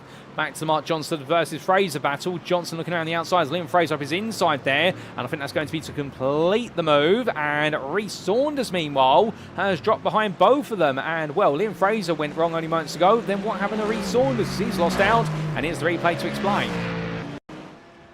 Well, this was James Howarth leaving the pit lane. I don't quite think that was what we're looking for, but we do now look for the correct thing. Here it is. Rhys Saunders making his way up the hill, and as he did so in the number 92 into South Bend. Fraser right behind him, and turn 10 claims another driver. And Liam Fraser, to be fair to him, well done to him for stopping the car when it went wrong in front of him for Saunders. And Liam Fraser in the end managed to defend versus Mark Johnson. And well, I think the English driver there had his whole race flash before his eyes, but he did very well there to avoid adding himself to the wayward Mustang of Saunders. But back we come then. 8.5 minutes left on the clock as we do say hello there to what is Bevar Dennis. And well, I hope you're doing well, good sir. As meanwhile into the pit lane comes Mark Johnson for his one and only pit stop today. We're wondering when this is going to happen, but he does make it in. He does it as late as he possibly can. But meanwhile, we come back to the fight for second in a lead and overall, because Tseard Ploeg, when he's checked out, he's 45 seconds ahead right now. He's roaring away. And well, we have a disqualification for Nathan Anstis in this race and for Matthew Jordan. Both are reaching the 21 instant points. So they're both out of this race. We are now down to a grand total of, I believe, 31 runners, although David Hutchinson is in the pit lane with a black flag. I haven't seen him leave the pit lane for some time. They are looking at the car of the team, as Mark Johnson has just left the pit lane in 20th, so 11th in the pro class. But Sinkevicius right now on camera and does have the problem of which is Ryan Nicholson has closed up very quickly. In fact, Nicholson is absolutely hustling right now, and well, he is leaving nothing up to question. And as he makes his way through turn 4 and 5,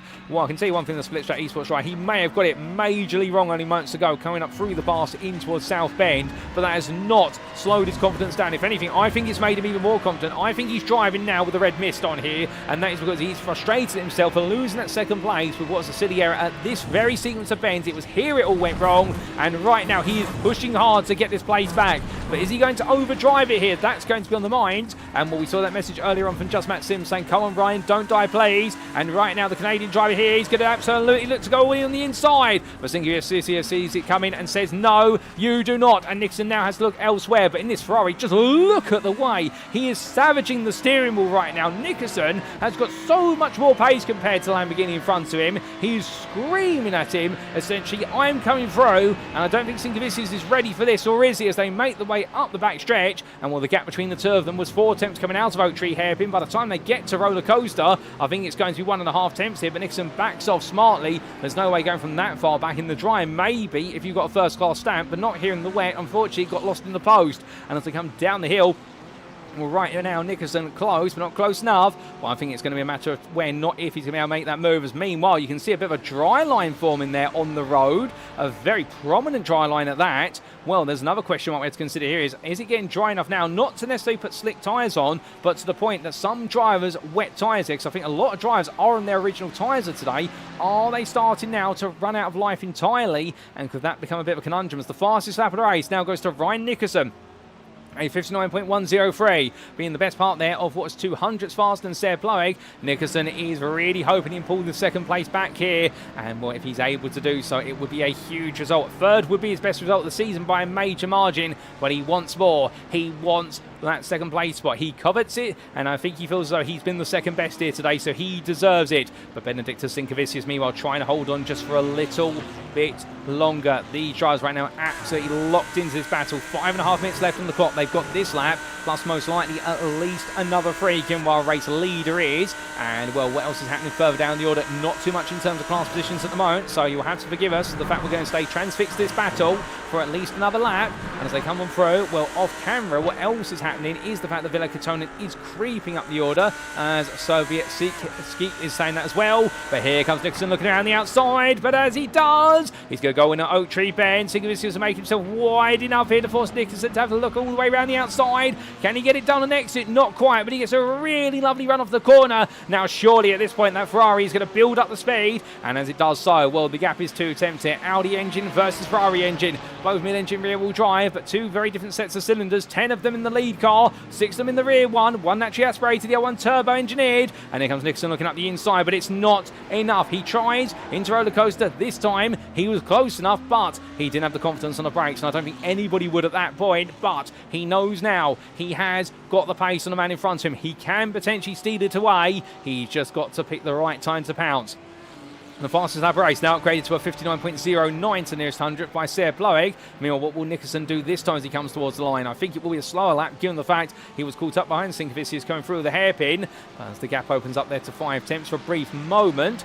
Across that line they go. This time around for Sinkevicius, it was a 59.087. So new fastest lap race now set by the second place man, who's having to push onwards. And we've had hardware failures there for Matthew Bacon, who's enjoying his best drive of the ages. And I'm very sorry to hear that, Max. That's going to be absolutely frustrating when you're on such a high, and we'll understand that explains why we've lost you in this race, and we'll appreciate you giving us the heads up there, but very sorry to hear how it's come about. But here comes Nixon looking up the inside, slivering under braking, he tries, he gets it wrong, he goes round, Ryan Nixon goes spinning on around, too aggressive into left hook, and in the end, he knocks himself out of the race for second place. He's got plenty of time to recover and hold on to third, with Dan Edvardsen so far back at the moment. In fact, I think Edvardsen's had a mistake somewhere, because he's dropped a long way back, and on that last lap he's the best part of what has been 7 to 8 seconds has been lost, but suddenly, well, right now, going onwards, and meanwhile, we look to Cy Anthony, who, by the way, having started from the pit lane, we should point out, has made his way all the way up the order to third place in the Pro class. Nathan Anstis calling that out as well in the YouTube chat, when he made his way past Liam Fraser, of course, with the 2-for-1 special, and with the pit stops that have played out for a couple of drivers, and also some difficulties for others, Sonny finds himself now into third in Pro with 3 minutes to go. Can he catch up to Mikey Story? I don't think so at this rate, with Story being the best part of 10.5 seconds up the road, but then again, never say never. If we see Nicholson just go around, anybody can get it wrong before this race is said and done. Cy Anthony here right now, just putting everything together. And well behind, Liam Fraser versus Nicholas Carlson. And Carlson, Sonny for Beowulf Racing Team. He's there, Beowulf on a rise, where Villa Katonen continues to move his way forward. Although I say that, Villa Katonen's actually into the pit lane now. Something's gone very wrong for Katonen, and he's had to tow to the pit suddenly. So as we do see what is here, Nicholas Carlson making his way onwards. Can he potentially take the first spot off of the Pro podium? We've got to look up the inside here. Fraser leaves the door slightly ajar, but Carlson takes the puddle of water. He goes up the inside, he goes a bit deep, and Fraser just simply says, and thank you very much, but Carlson says, wait, I'm not done yet, Liam. And as they make the way in towards turns 2 and 3, he's on the inside into NASCAR bend. It's wide enough for a dry line there for both of them to occupy it. Carlson on the inside, Fraser goes out a bit wide now. Can he conceal the move? He tries to, as Fraser cuts back, but he's too far back, and Nicholas Carlson will take full place there. But Fraser will be hot on his heels now as they make the way up through the Snake Pass and in towards South Bend. And will Carlson be able to hold on here? You can see Fraser immediately coming back, and well, the Beowulf car's just got to sit in the middle of the road. Surely now, there's no way that Fraser can make this too wide. He's going to go for it. Surely not, Liam. You're a madman for doing this. He looks up the inside, but then he backs off. Carlson knows there's no way. Even Liam Fraser knows that's not what you do. He was thinking about doing it, but I think common sense took over in the end. I was going to say, if they both went too wide and survived it, well, I'd be buying them both a pint down the pit lane after today's broadcast, because that'd be absolutely incredible, but not quite so in the end. We've still got a minute and a half to go. We've still got more to come here, ladies and gentlemen. Mark De Vries has had to tow to the pitch due to an instant. Something's gone very wrong for Mark De Vries. What else has happened out there? Well, we did lose Villa Katonen, and Chris Jennings has also been involved in the instant, but otherwise all your big names now seem to be holding it together, although Mikey Story has recently just recovered from a major off track as well, albeit his gap to Cy Anthony is quite comfortable. And so I think he'll be feeling safe, although Anthony has brought that gap down by 3 seconds already. Anything can happen before this is all over, ladies and gentlemen, as our leader has now gone to the final lap. He's just set a fastest lap race, a 1 minute 59.02. He is 47 seconds clear of his teammate Benedictus Sinkevicius. This could be a Vulkan Motorsports 1-2 at this rate, but right now for Tseard Ploeg, he doesn't need to do anything magical. He has lapped all the way up to and including 5th place. He doesn't need to do anything more at this point. He could trundle it on home, as meanwhile Cy Anthony sets the fastest lap in the Pro class for 59.108. He is absolutely going some to close down Mikey Story off camera at the moment, and chase for second, hoping that Story makes another error. But for Tseard Ploeg, all he's got to do now is see that finish line. But the field has spread out a bit. Nobody's too close to each other at this point, as we do see Benedictus Sinkevicius here. The only other change that is happening is that's going to be a swap of position, and Menno Blown, the Pro leader, just let Tim Modi go. He says to the sim coach driver, I don't want any of it. But meanwhile, fastest lap of the race now at 57.95 from Ryan Nicholson. My good lord, the man doesn't know when to quit, and he's constantly chasing down Sinkevicius. He's brought that gap down from 7 seconds to 3.5 in the space of a single lap. The man's absolutely going crazy here as he tucks up the inside of James Bardwell. But meanwhile, as we do come back to the very front of the field, ladies and gentlemen, well, there's not too many real quarters to go. And for Tseard Ploeg right now, well, he mentioned to us at Monza in his post-round interview that Monza, he was lucky to have Hayden Miller to push him along every step of the way. But here, he was praying for rain. The heavens opened up, and in qualifying, he was able to take pole position. And in the race, he took lead earlier on, and he was not going to be the one to make any mistakes. And for Tseard Ploeg here today, in the wet, he has proven to be our own Michael Schumacher. He will coming home, Tseard Ploeg, as your winner for Vulkan Motorsports 1 overall in Elite. by 49 seconds on the road. He styles it out across the line, and then it will be some time before we do see our next drivers come through. But for Menno Bloem, it's a win in the Pro class. He has held on when everyone else has lost their mind today, and the SimRacing Team Lowlands driver takes his first Pro win of the season in the Corvette for the Dutch outfit, just ahead of Mikey Story, who is your runner-up in Pro, holding on for dear life for Dexter's Motorsports Kabar. And then it will be Cy Anthony in the end, who comes on home to complete the Pro podium from that pit lane start, ahead of Benedictus Sinkevicius, who right now trundles his way on around. And as he does so, well, we can definitely see the Vulkan Motorsports 1 driver here heading towards the line, and it's been a challenging race. Ryan Nicholson is right behind him. Nicholson hasn't got the lap he needs after those incidents, and Benedictus Sinkevicius will take home the run-up spot in the lead ahead of Nicholson, who'll be fuming and having thrown it all away, and he takes third in the end. And understandably there, I think he's thrown the Ferrari away, as then Edvardsen, meanwhile, off the pace of the top three, but will round off a run to fourth place overall and in elite class there for Relentless Racing. What a drive from the Danishman to do so. And then it will be Jesper Svensson in fifth place. Has already completed his race. A lap down, effectively, ladies and gentlemen. And was a drive to call him down immediately. We didn't quite catch all coming through. We have got a few more drives to finish their race, including Mike Barber, who takes a season best 9th place in the elite class and 16th overall for QMS Motorsport, and just didn't put a foot wrong here today. And, well, we also did see what was further on down behind him, Mark Johnson, who, taking his pit stop right at the end of the race, finished 8th in the Pro class. Well done to Vax Systems. Why, that was definitely a gamble and strategy, but he made it work ahead of Reece Saunders. And then a Max Wheeler 10th place in the elite class, 19th overall. He will be one of your last finishers of this race as he follows on home the car in front of him.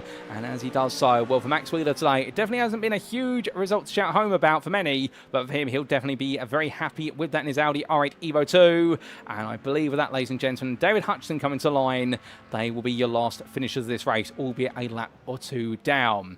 But as everyone gradually cools them down here, and it has been an absolutely crazy race, no doubt about it. Well, there's only been one name today overall that has really led the way. Nobody's been able to touch, and it has been this man, Tseard Ploeg for Vulkan Motorsports 1, who just in the end, I don't know how he does it, ladies and gentlemen. In the dry, he just has a slight edge on the rest of the field, but in the wet, he just seems to have the magical hands behind the wheel of that Acura, and I wonder if we'll hear from him today in the post-round interviews. But to be fair, he's not the only one who's had a huge story. Menno Bloem in the Pro class, your winner in that class, in the end just did not put a foot wrong, where everybody else had a moment off the road, but not Menno Bloem. As we take a look to the scenic view and with your race results, subject to any stewards' inquiries. And as we can see in the end, after what was spots of rain in practice, in qualifying, and throughout the race, we never quite got to see the slick tyre get used. But in the end, in the wet, Tseard Ploeg took overall victory for round number 6 at the Virginia International Raceway in Split A's Thursday GT3 Championship, hosted by SimRacing International in Season 11 here, of course, on iRacing. And Ploeg was your winner for Vulkan Motorsports 1, leading home a 1-2 ahead of teammate Benedictus Sinkevicius, who in the end, all he needed to do to finish second was make sure he didn't drop the ball. And that's exactly what he did when Brian Nixon had all the pace, but late mistakes cost the Canadian driver so dear, and understandably what could have been a second in the end was a very frustrating third place. Still, the Split Straight Esports driver has to get out the car, he has to take a breather and realise to himself he has made it his best result of the season. It's his first podium of the season, but right now he will not think that, and I can imagine that he will be told by a lot of friends and family down the pit lane, do not go near him whatsoever, because I can imagine he will have the temper of a bull. Behind the Ferrari driver, Dan Edvardsen was the last to drive to finish on the lead lap there for Relentless Racing, and he put an absolutely brilliant drive together, but he couldn't quite keep up with the top three. But he was well ahead of Jesper Svensson for Heracles Performance, who in the end took 5th place, his best result of the season. And the Swedish driver ahead of Tim Modig, also a season best there for Sim Coach. After a great qualifying points, matched it in his race by finishing where he started. Menno Bloem, your pro winner, 7th overall there for SimRacing Team Lowlands, and coming through from 20th. He'll be absolutely pleased as punch with that, knowing that he got the job done today in the way he needed to do, and now just simply don't make any mistakes and just keep it all together. Mikey Story was your run-up in pro just behind him, and in the end, well for Story, a few late mistakes almost cost him that second place, but the Dexterous Motorsports Command driver gaining ground, and that will move him closer towards what will be Villar and most importantly for Tseard in the championship. Lewis Kenyon in 9th place there for Vulkan Motorsports 2, having qualified 42nd in that order. When the end, Kenyon was able to make his way all the way through to 9th. That cannot be understated, ahead of Thomas Pugh, who rounded the top 10 of Axis Sim Sport X.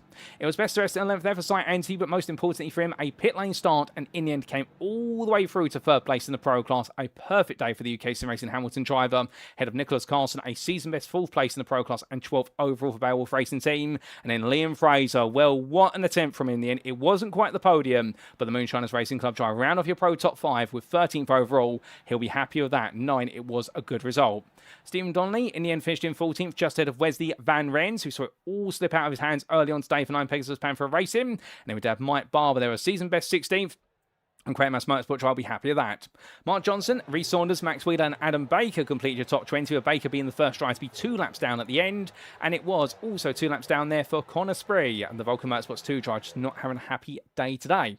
Still, James Howarth, he enjoyed himself out there for Dexterous Motorsports MX, even if it did go wrong a couple of times, and he was ahead of friend and rival Chris Jennings, with Danny Phillips there and Jamie Bardwell completing your top 25, and it was still 2 laps down for Ross Young, Jared Love, David Hutchison and Mark De Vries, and it was 3 laps down to Villa Katonen with a late instant costing the chance of what would have been a top 10 finish in his class.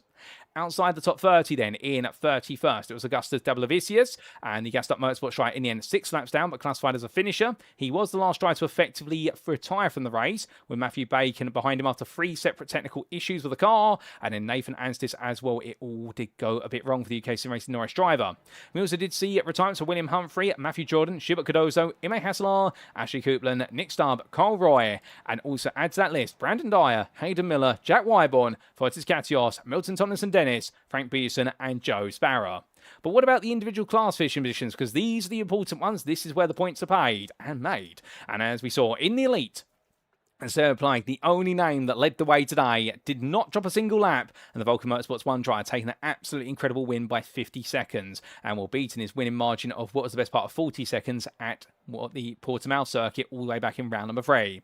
Benedictus Sinkevicius, who was your runner-up for Vulkan Motorsports 1, a 1-2 for the team, but had to dig deep and hold off Ryan Nickerson, who pushed him hard every step of the way after losing that second place to him in the closing 10 minutes.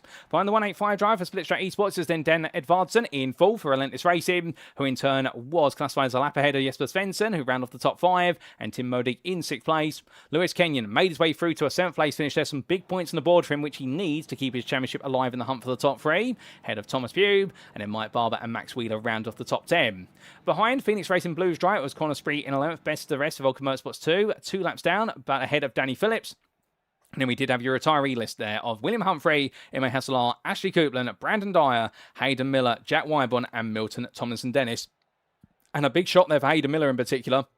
Your second place man in the championship, now locking in a non-finish result for this season. And indeed, it does mean those drop scores right now, well, they're going to start to prove painful for the Scotsman for Vulkan Motorsports 2. But as for the pro class, meanwhile, well, this was definitely an absolutely crazy story. For one driver who didn't get caught up in all the madness was Menno Bloem for SimRacing Team London's, who dodged it all on circuit as much as he possibly could, and the Dutchman being awarded there by 7 seconds over the rest of the field with the race win. Mikey Story, 2nd place there for Dexterous Motorsports Quad, delivering another podium finish just ahead of Cy Anthony, with the UK SimRacing Hamilton driver taking his first podium of the season and doing it in style from the pit lane. The Welshman being followed out there by the Swede of Nicholas Carlson, who on a different day could he have finished on the podium? Potentially, but today, a top 5, he'll be happy with that. And he was ahead of Liam Fraser for Moonshiners Racing Club, who made sure it was still a top 5 finish, even if he did fall off the circuit once or twice.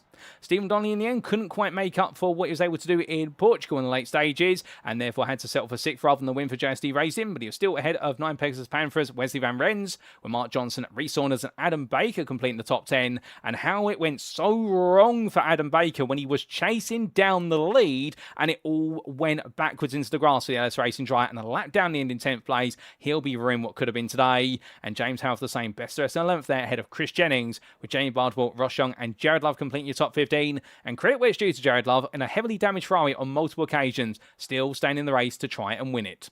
Darren Hutchinson 16th there ahead of Mark De Vries, and it was 2 laps down to Villa Katonen with a late instance sending him a further lap down. And then Augustus Dablavicius and Matthew Bacon round off your top 20 and being the first 2 retirees. There's also retirement for Nathan Anstis, in fact, a disqualification for him. And was not so for Matthew Jordan, but it was a disqualification for Schubert Cardozo. And then we did see retirements for Nick Stubb, Carl Roy, Fotis Katios, Frank Buyerson, and Joe Sparrow. Well, ladies and gentlemen, it has been an absolutely crazy race. No doubt about it here at VIR. But, of course, we've seen one side of the story. But what have our drivers got to say about it? Well, the good news is, whilst the circuit may go silent, and this broadcast may go silent for the next 5 minutes, when we do come back, we'll be back for some post-round interviews with our selected drivers. And we'll be very interested to hear what they've got to say about the changing conditions today at VIR. We will see you again very soon.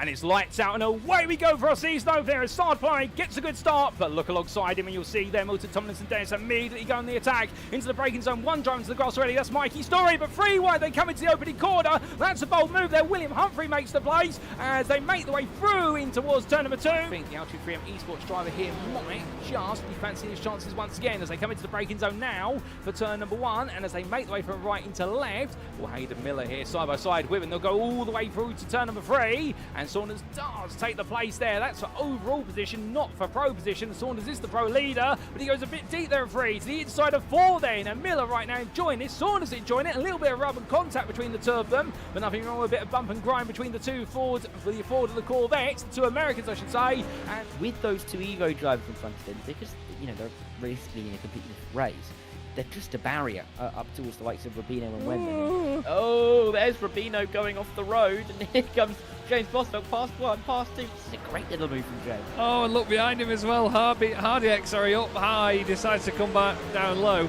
But Denny Ploeger has really lost a lot of ground here. He's lost 7 places since the start of this race in that green Porsche. But look at this, for the lead. Hammond wants it. He's gone back down the inside. He got off the brakes again to let the car down the inside of Rob Mackay. And you said Rob was going to be clinging on at the front. And now he's clinging on to second. Great move by Lewis Hammond. Really good committed stuff. And look, down the inside, Richard White. He wants a piece of this in the Porsche. He's got James Bostock. And it's lights out and away we go here as Mirko Bortolotti goes exactly on the green, and as they roar the way down towards turn number 1, Martin Statman side by side with him, but look behind, Tim Perry under pressure, Miguel Leon immediately as the Enosis Esports driver tries to put the pressure on. Further back we've got 3, 4 wide, they're all in the crush as they come through the opening bang. Look back for the rear of your second place runner, Statman, and Statman right now for the Gazex Racing team. What he's trying to do here, I think now, is just hold on to second, and if needed, he may have to act as a bit of a buffer and perhaps sacrifice a little bit of his race for the race leader here, although Bortolotti, to be fair, I think might be holding some pace back. But here comes Lux in the tow in towards what we roller coaster they come with the Virginian corkscrew. It's left into right very quickly here as they both make the way, and it's 2 wide on entry, but Lux gets ahead. It's up into second now, as it will be Martin Statman falling down to third, but Callum Lux does clear another one, and now only one car is between him and an opportunity of victory here tonight. Which is Perry going to make the move, or I'm going to have to make the move for him? Well, there's your answer. Perry's going to go on the inside here of Dean into the braking zone.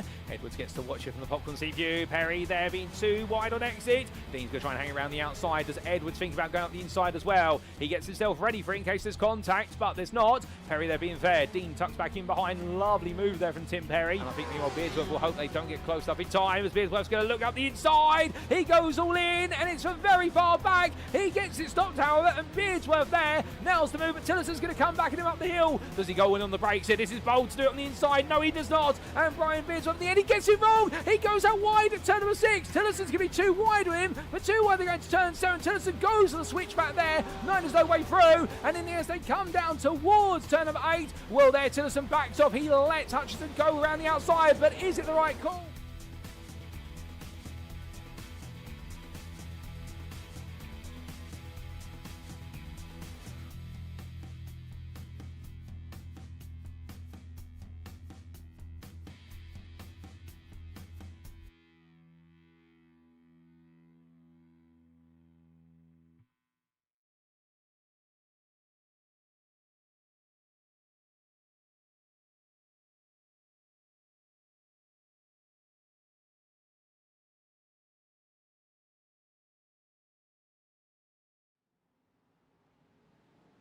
Alrighty, ladies and gentlemen, without further ado, it is time to kick off our post-round interviews. And we're going to come straight to the pro class because we need to talk to somebody who's just taken their first win of the season. And joining me now in the interview room is none other than Menno Blom. Good evening to you, Menno. And well, it's been some time since we've spoken to you, but what a time to speak to you. You've taken your first win in the pro class. How do you feel? Yeah, crazy. Wow, what a race. It's a crazy race. Yeah, what can you say about this race? It was not if somebody was going off, but when, and yeah, crazy. Crazy race. That's all I can say. Oh, 100%. I mean, I think crazy is definitely one word you could describe it with, but I'm trying to break it down a little bit. Coming into this round, of course, there was the expectation it was going to be wet at a circuit where in the dry it's hard enough, but in the wet it's even harder. Were you excited at the prospect of rain? No, yeah, last rain race I was also 5th, I think, so it was okay, but most times the rain races, yeah, it's getting crazy, everybody's getting off, you have to be lucky to survive the first few laps, and after that, the field will settle. Then maybe if you are lucky, you can keep it on track. You can end up high in the field. Oh, but yeah, it is crazy race. I wasn't expecting to keep it on track for almost all the race. I didn't expect it at all. Full focus, whole race. All full focus all the way through. And with regards to qualifying, we did see you take 20th in qualifying and 8th in class. Were you happy with that? Because, of course, we did see the qualifying session. You had to get your lap in early. Otherwise, you'd never got a chance to set the lap you wanted. Yeah, halfway, I think, to qualifying, it was getting drier and drier. And in the first few sectors, I was quicker every time. But then I messed up, so my quali was not the best. I think I could go easily 5 tenths faster, but hey, we were in the top 10, and I'm already happy. And in the race, yeah, you know what's gonna happen, and you see everybody going off everywhere. That guy is spinning. You are trying to get out of the way, avoid everybody. Yeah. It was one big chaos, but at the end I came at the top of our class, so that is I'm very happy. Oh, well, you're very happy with that. But I do have to ask, whereas everyone else was getting it wrong, there were several corners on the circuit where people were making mistakes. I mean, I could count them as what was the run of firstly turns 7, 8 and 9, the uphill run before the Oak Tree hairpin. We also saw turn number 10, people getting it wrong. And at the very end of the lap, where we lost Kyle Roy, we lost several Corvettes at turn number 16, but not yours. What was your secret to not making mistakes? All I did was trying to keep the car on track. I didn't go as fast as I could, but I just tried to drive as safe as possible. And in all those corners, I also lost it, I don't know how many times almost, but I could keep it on track, unfortunately. Yeah, it was crazy. Oh, well, absolutely magic, no doubt about it. But you kept it together, and by the looks of things, strategy-wise today, the only strategy beyond surviving was to just come into the pits at some point and just make it as short a pit stop as possible. I suspect you kept on the same tyres and just put fuel in the car? Yeah, with these races, I think almost every time you keep your tires. Only the last week with Monza, because with the oval you can change your tires and you need a lot of fuel. And otherwise, it's only loss of time if you change tires. I see. Well, in the end, you didn't lose any time. You didn't waste any time in the pit lane. And for the remainder of the race, you carried on. Whilst we did see Mikey Story about 7 to 10 seconds behind you, he never really threatened. Were you worried that anyone was going to catch up to you? Yeah, I was a little bit worried about Mike's Story, because I was also driving very slow. The track was drier and drier, and you could go, I think, around 2 minutes or maybe even faster, but I was still driving 204, 203, 204. But all I was trying to do is keep it on the track, and I had a few seconds in front, so I could lose 1 or 2 seconds a lap, so I thought, nah, yeah, just surviving. Well, I think, to be fair, just surviving was the right idea. And in the end, you brought home your first win. I mean, it must have felt incredible seeing the checker flag after 60 minutes of survival. I mean, what was going through your head at that point? Yeah, just one big relief. Finally, you can just relax, because you are 1 hour long only full focus trying to keep the car on track. Every time you're slipping everywhere, and then after that then you're getting first and you think, whoa, what the fuck happened? Whoa, we were I just getting first in a rain race. Oh, brilliant. Well, Menno, I tell you, it's definitely been one of the highlights that you take your first win of the season here today in the rain and surviving the conditions when nobody else was able to.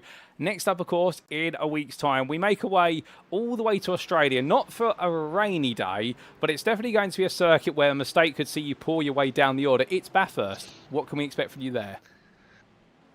Yeah, if you see some of the people are very quick, like the Reese Sanders, I saw him also in the beginning of the race. I think he started 36, suddenly he was already behind me. I think, whoa, what is happening here? But then I think he lost it. But yeah, some people are so quick, and if I have enough time to practice, maybe I can keep up or get close to them. But I'm very happy if I get the top 5, then I'm very happy. But top 10, I'm also happy. All fair play. I think that's a very good way to approach things. Set realistic expectations and be happy with what you get. I think we could all learn from that to a degree. Well, Menno, just before we let you go, is there anyone you'd like to give a mention or a shout out to today? I want to thank my teammate Mark for not driving me off track, because he almost did. He said, "Yeah, you just go past," but he was braking in the water, and then he slipped to the side, and then he touched me, but I could keep it on track. Oh, goodness me. Well, surviving your own teammate, that's absolutely incredible to be fair. Sorry, go on. Yeah. Yeah, thank you very much. It was a lovely race. I enjoyed it, but it was full focus, and I'm glad next week is just a dry race again. Oh, fair play. Well, Menno, we'll leave it there. We'll let you dry yourself off and celebrate your win. Congratulations once again on your first pro win of the season. You are the man who survived the wet. Have a great rest of your evening, and we will see you at Bathurst next week. Yeah, thank you very much.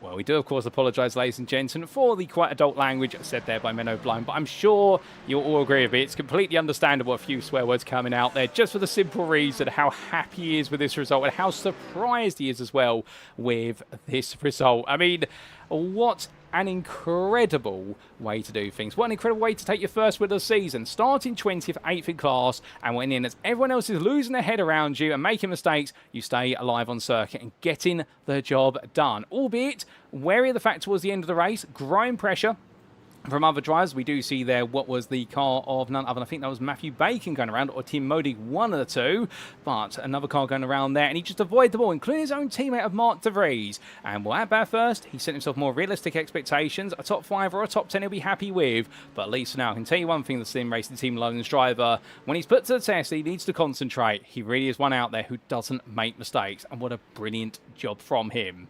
But with that, ladies and gentlemen, we've got plenty more interviews to come. I think we might be having a bumper edition of interviews today, so we'll be right back for our second interview of the night.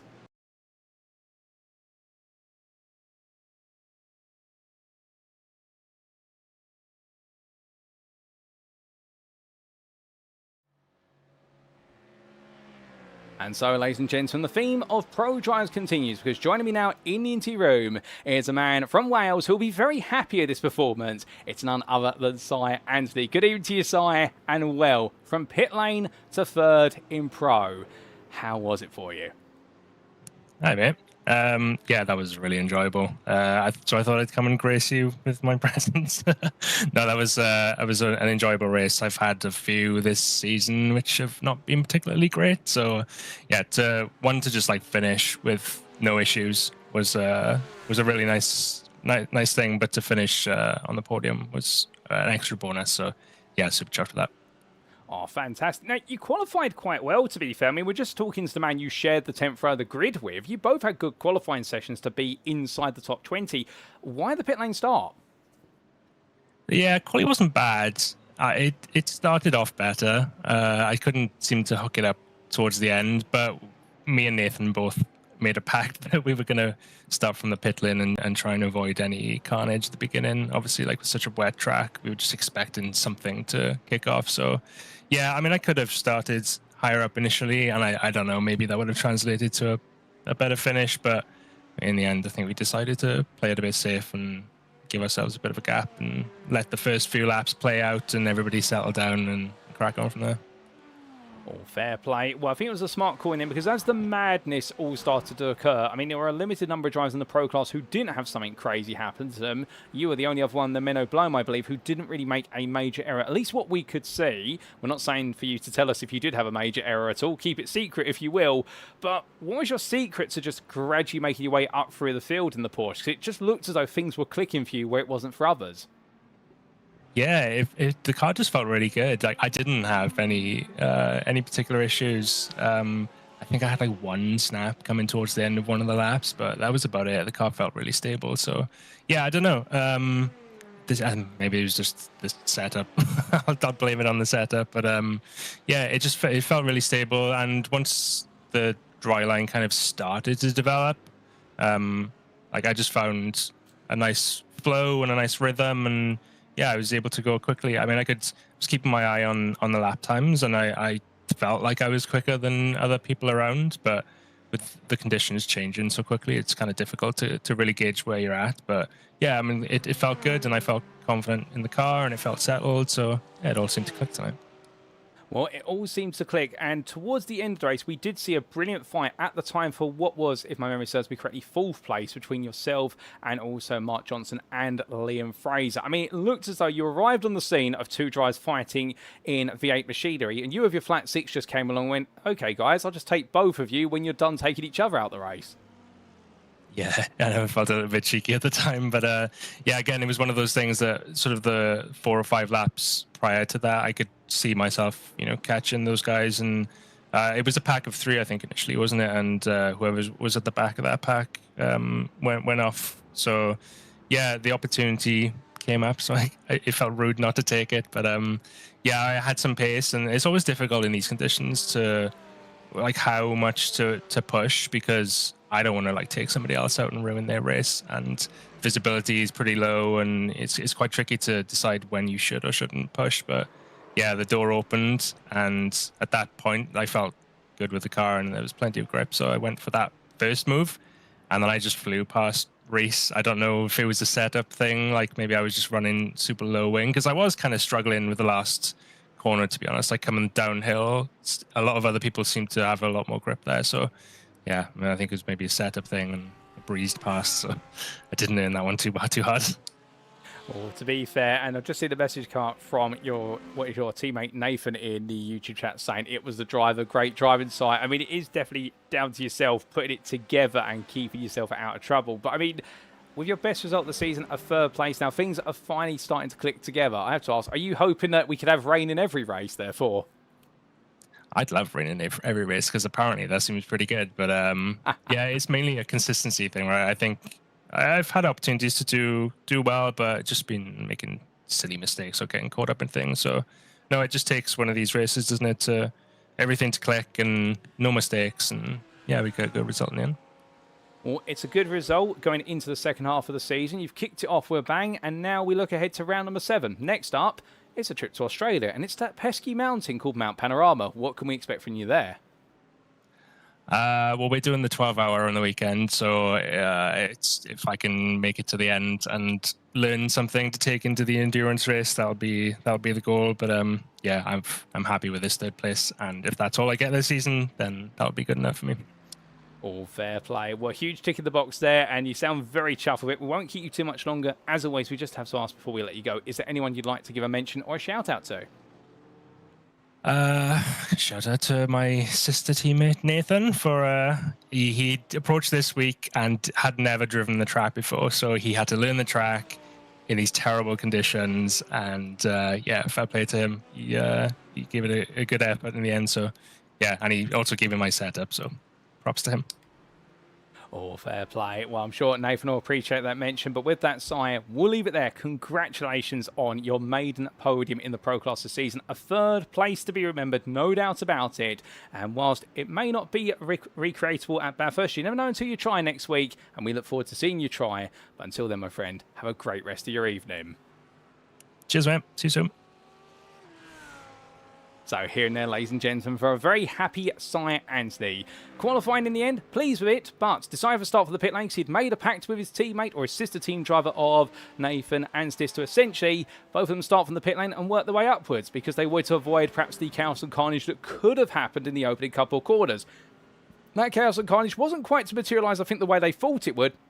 It started to occur as the laps went on, but he was able to steer clear of the danger, much like our first interview, Menno Blom, and come the end of it, well, he was chasing down third place and enjoying a brilliant battle between himself, Mark Johnson, Liam Fraser and Rhys Saunders, and he found his way past the three of them in the end to take that critical podium. And well, now he feels his championship is complete. Anything beyond this now is going to be icing on the cake, but he's achieved that podium. He's pleased with it, and well, I can't blame the UK SimRacing Hamilton driver. I would be, and we look forward to seeing what magic he can pull off next time out in Australia. But more interviews to come, ladies and gentlemen. We'll be back very shortly with our third interview of the night.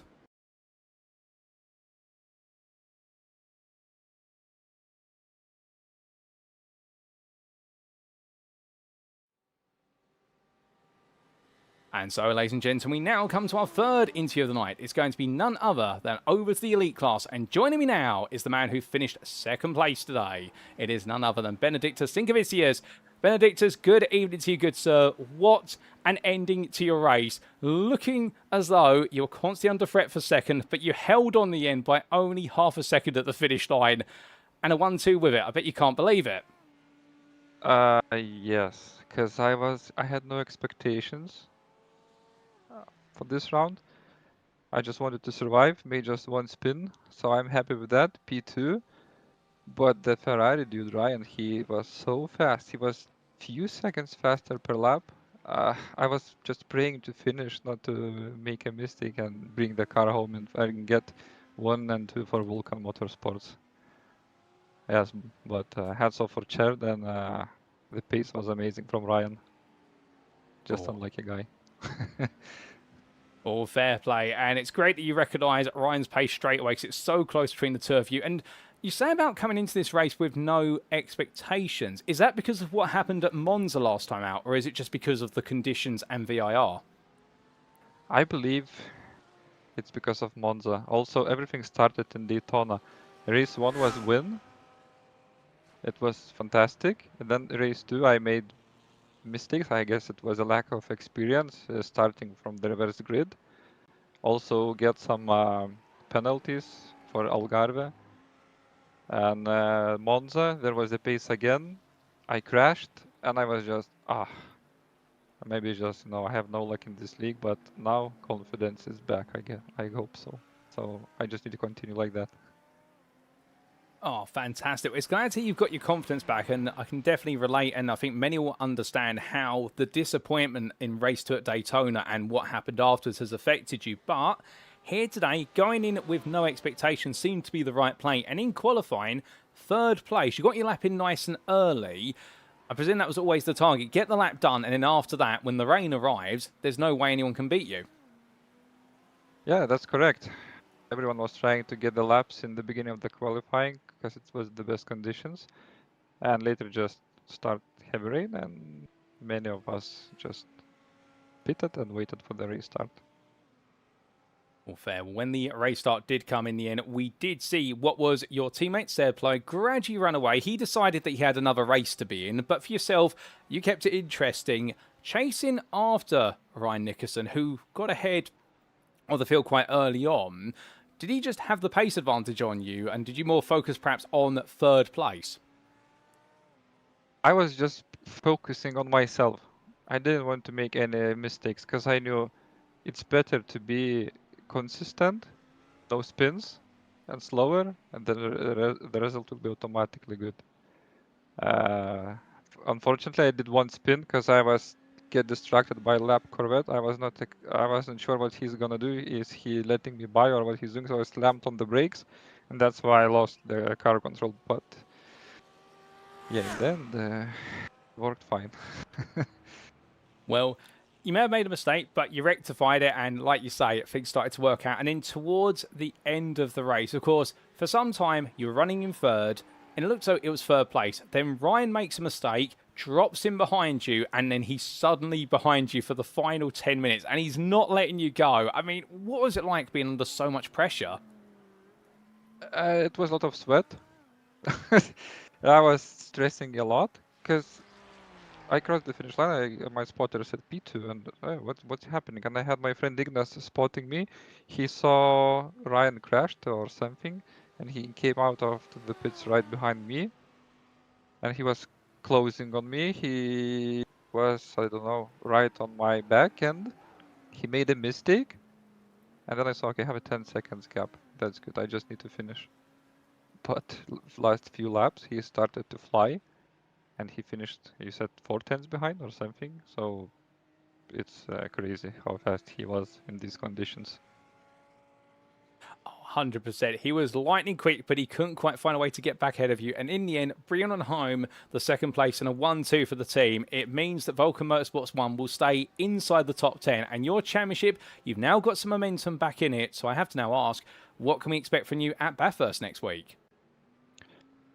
I really like that track. For sure, the main goal will be to survive. It's not gonna be easy. And I guess it's sprint race, yeah, race 1, race 2, so it will be reverse grid. So lottery again. And I hope I learned my lessons from Daytona. So we will see. I'm not sure how Lambo is it a good car or not for Bathurst, but for sure I will do my best to practice. And I don't want to predict anything, you know. I just want to try to keep scoring points, and that's it. All fair play. We'll make no prediction, just score the points. I like that attitude, and we look forward to seeing what you can do there. But just before I do let you go, is there anyone you'd like to give a mention or a shout out to on the broadcast? Oh yes, I would like to mention my coach Marley Joffe from Sim Coach. If how to say in English, sorry, it's his fault that I'm here right now in podium position. I'm working a lot with him and he's helping me. So yeah, and for sure for my team, Vulkan is helping to each other to improve. Tseard sharing his wet lines because we all know he's a professor of the wet racing. So always to learn something from him. And yeah, thank you guys for doing this good league. Well, that's absolutely fair, and I'm sure your coach will be very grateful for that shout out, as will the team. Benedictus, it's been a pleasure to have you join me in the interview room. Congratulations on a return to the podium. We've missed you up there, and we hope you get to stay there for longer. But until next time, my friend, have a great evening, enjoy the result, and we will see you in Australia. Same to you. Goodbye. Good night.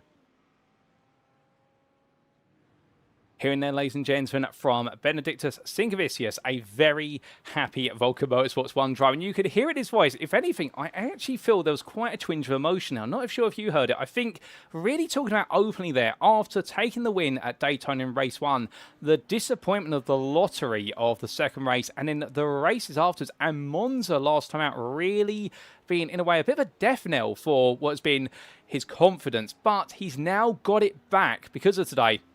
And what a way to have to do it in the end. Have to do it in these inclement conditions, qualifying third, and spending the majority of the race running in third by his lonesome.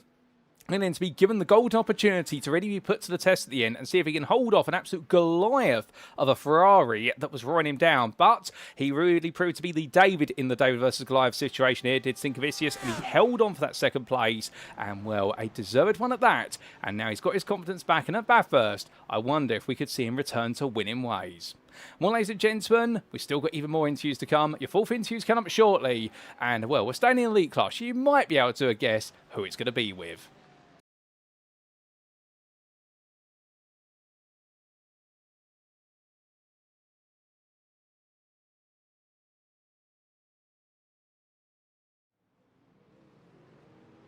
And well, ladies and gentlemen, if we're going to be talking to the winner in Pro, we need to talk to the winner in Elite. Because joining me now in the interview room is none other than Michael Schumacher. Sorry, actually, I've misread that. It's Tseard Ploeg, our own equivalent Michael Schumacher here, our wet weather meister who joins me now in the interview room.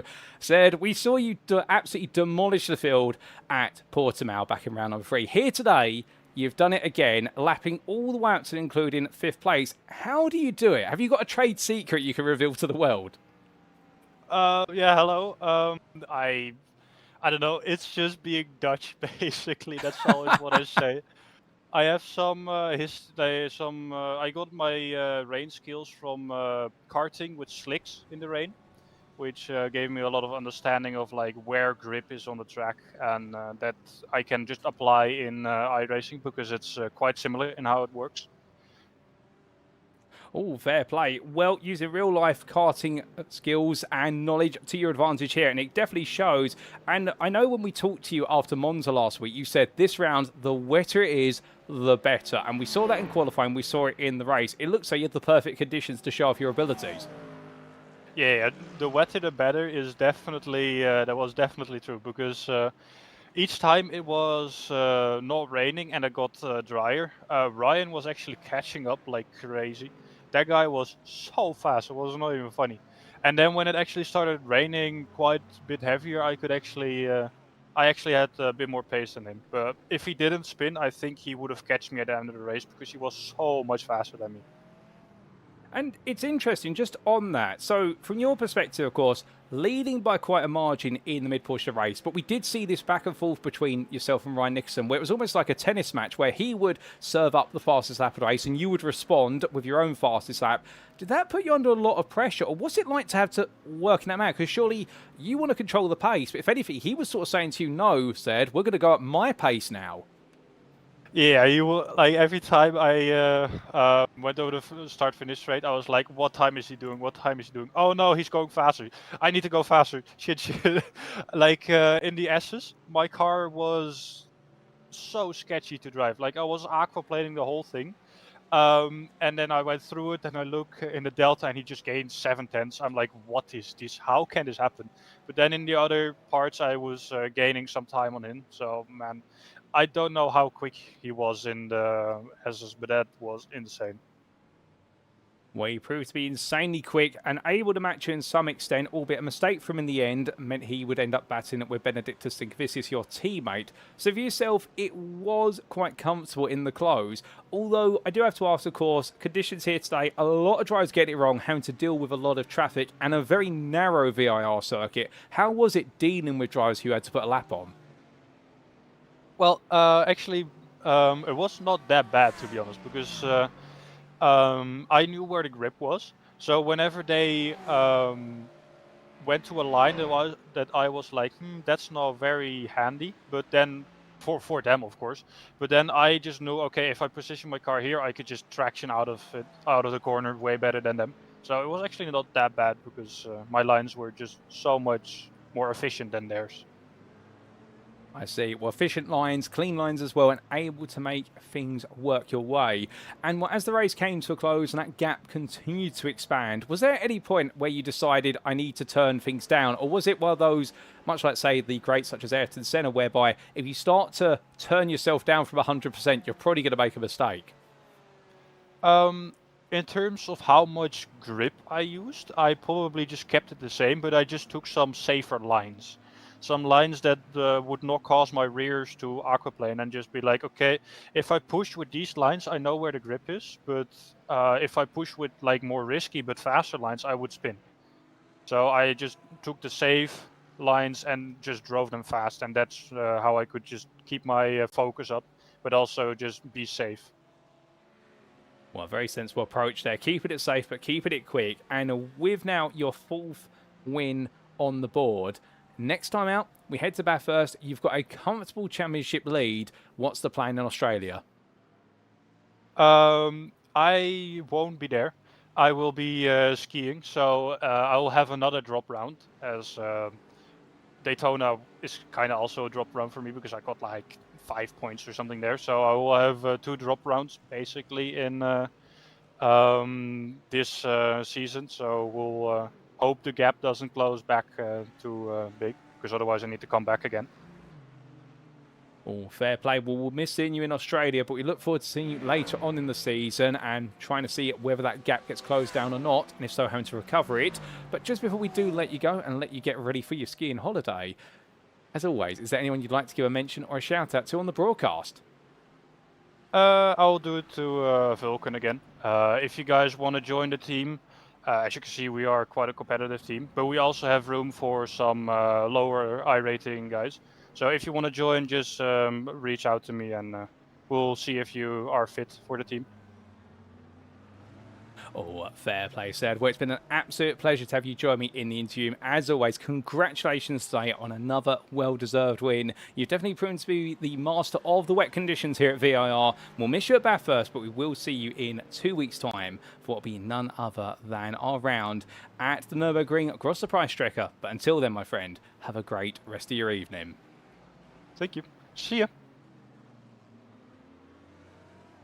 So hearing there, ladies and gents, from the man who was so quick today, albeit not as quick as perhaps we'd attribute him to, and mentioned there the fact that Ryan Nicholson really put in a major mental pressure on him midway through the race. So quite an eye-opener there. And, well, talking a little bit about as well his real-life karting experience in the Netherlands, driving karts on slick tyres on wet conditions, which is common, and therefore using that knowledge of the grip levels as replicated in iRacing to be able to understand exactly where he can push the car.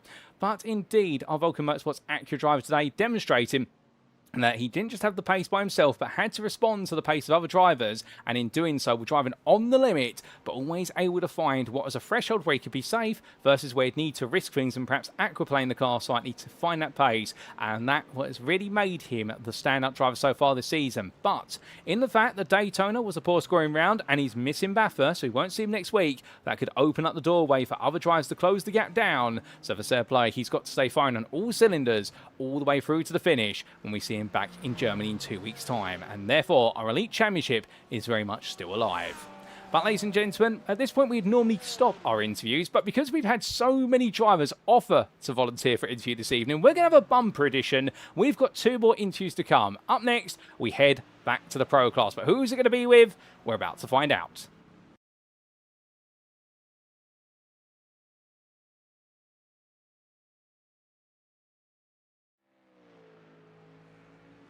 And so for our 5th interview, ladies and gentlemen, we come to Dexterous Motorsports Zemex's James Howarth, who now joins me in the interview room. Good evening to you, James.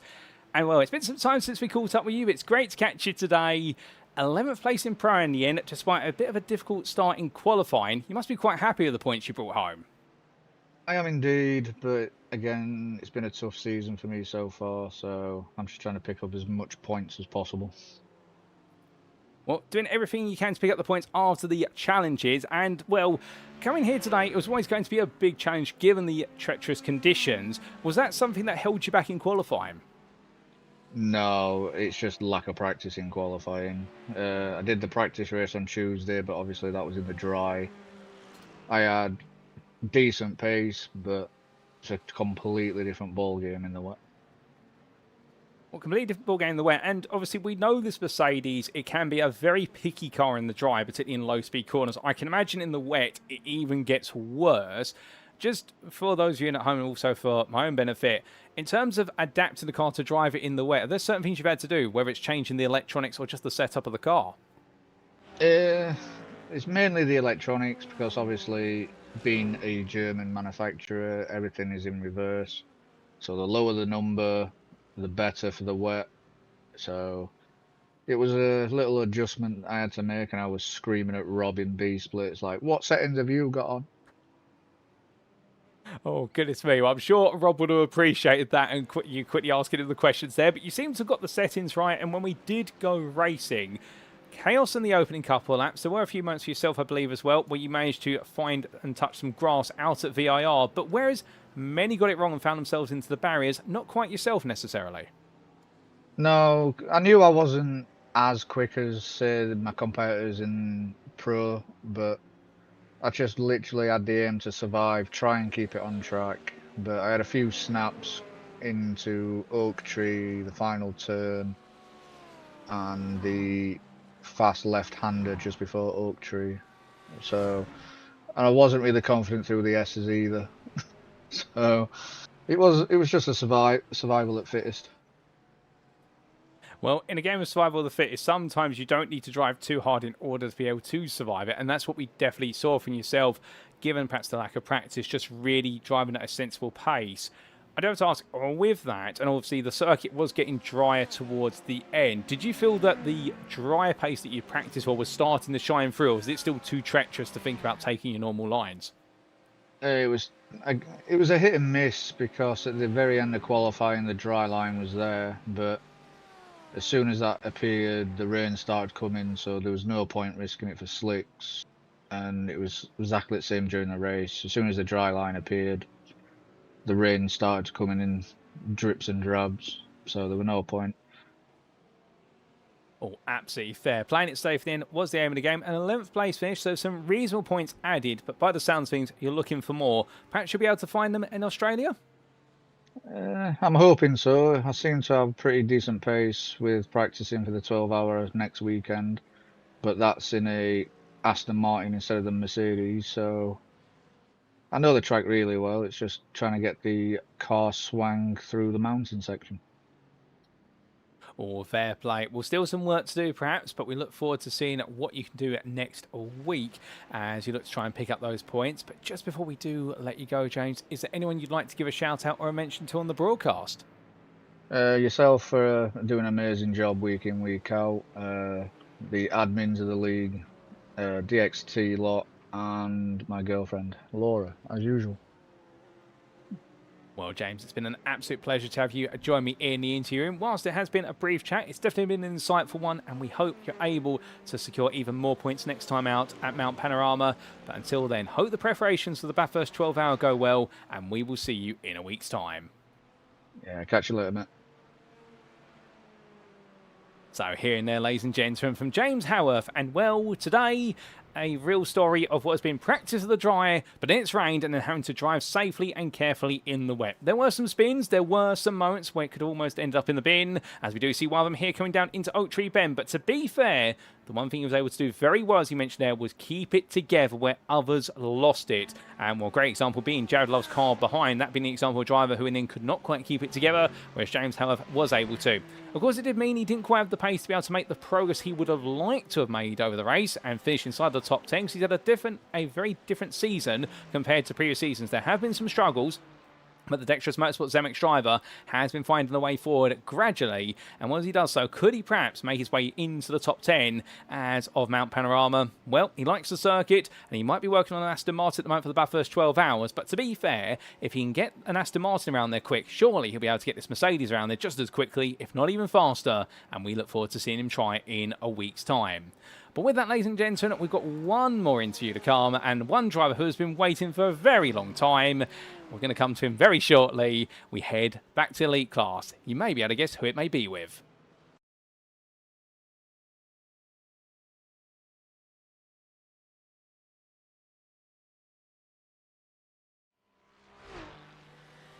And so, for our final interview this evening, ladies and gentlemen, I do believe our first time interviewing as well. Joining me now in the interview room, it's none other than Ryan Nickerson. Ryan, good evening to you.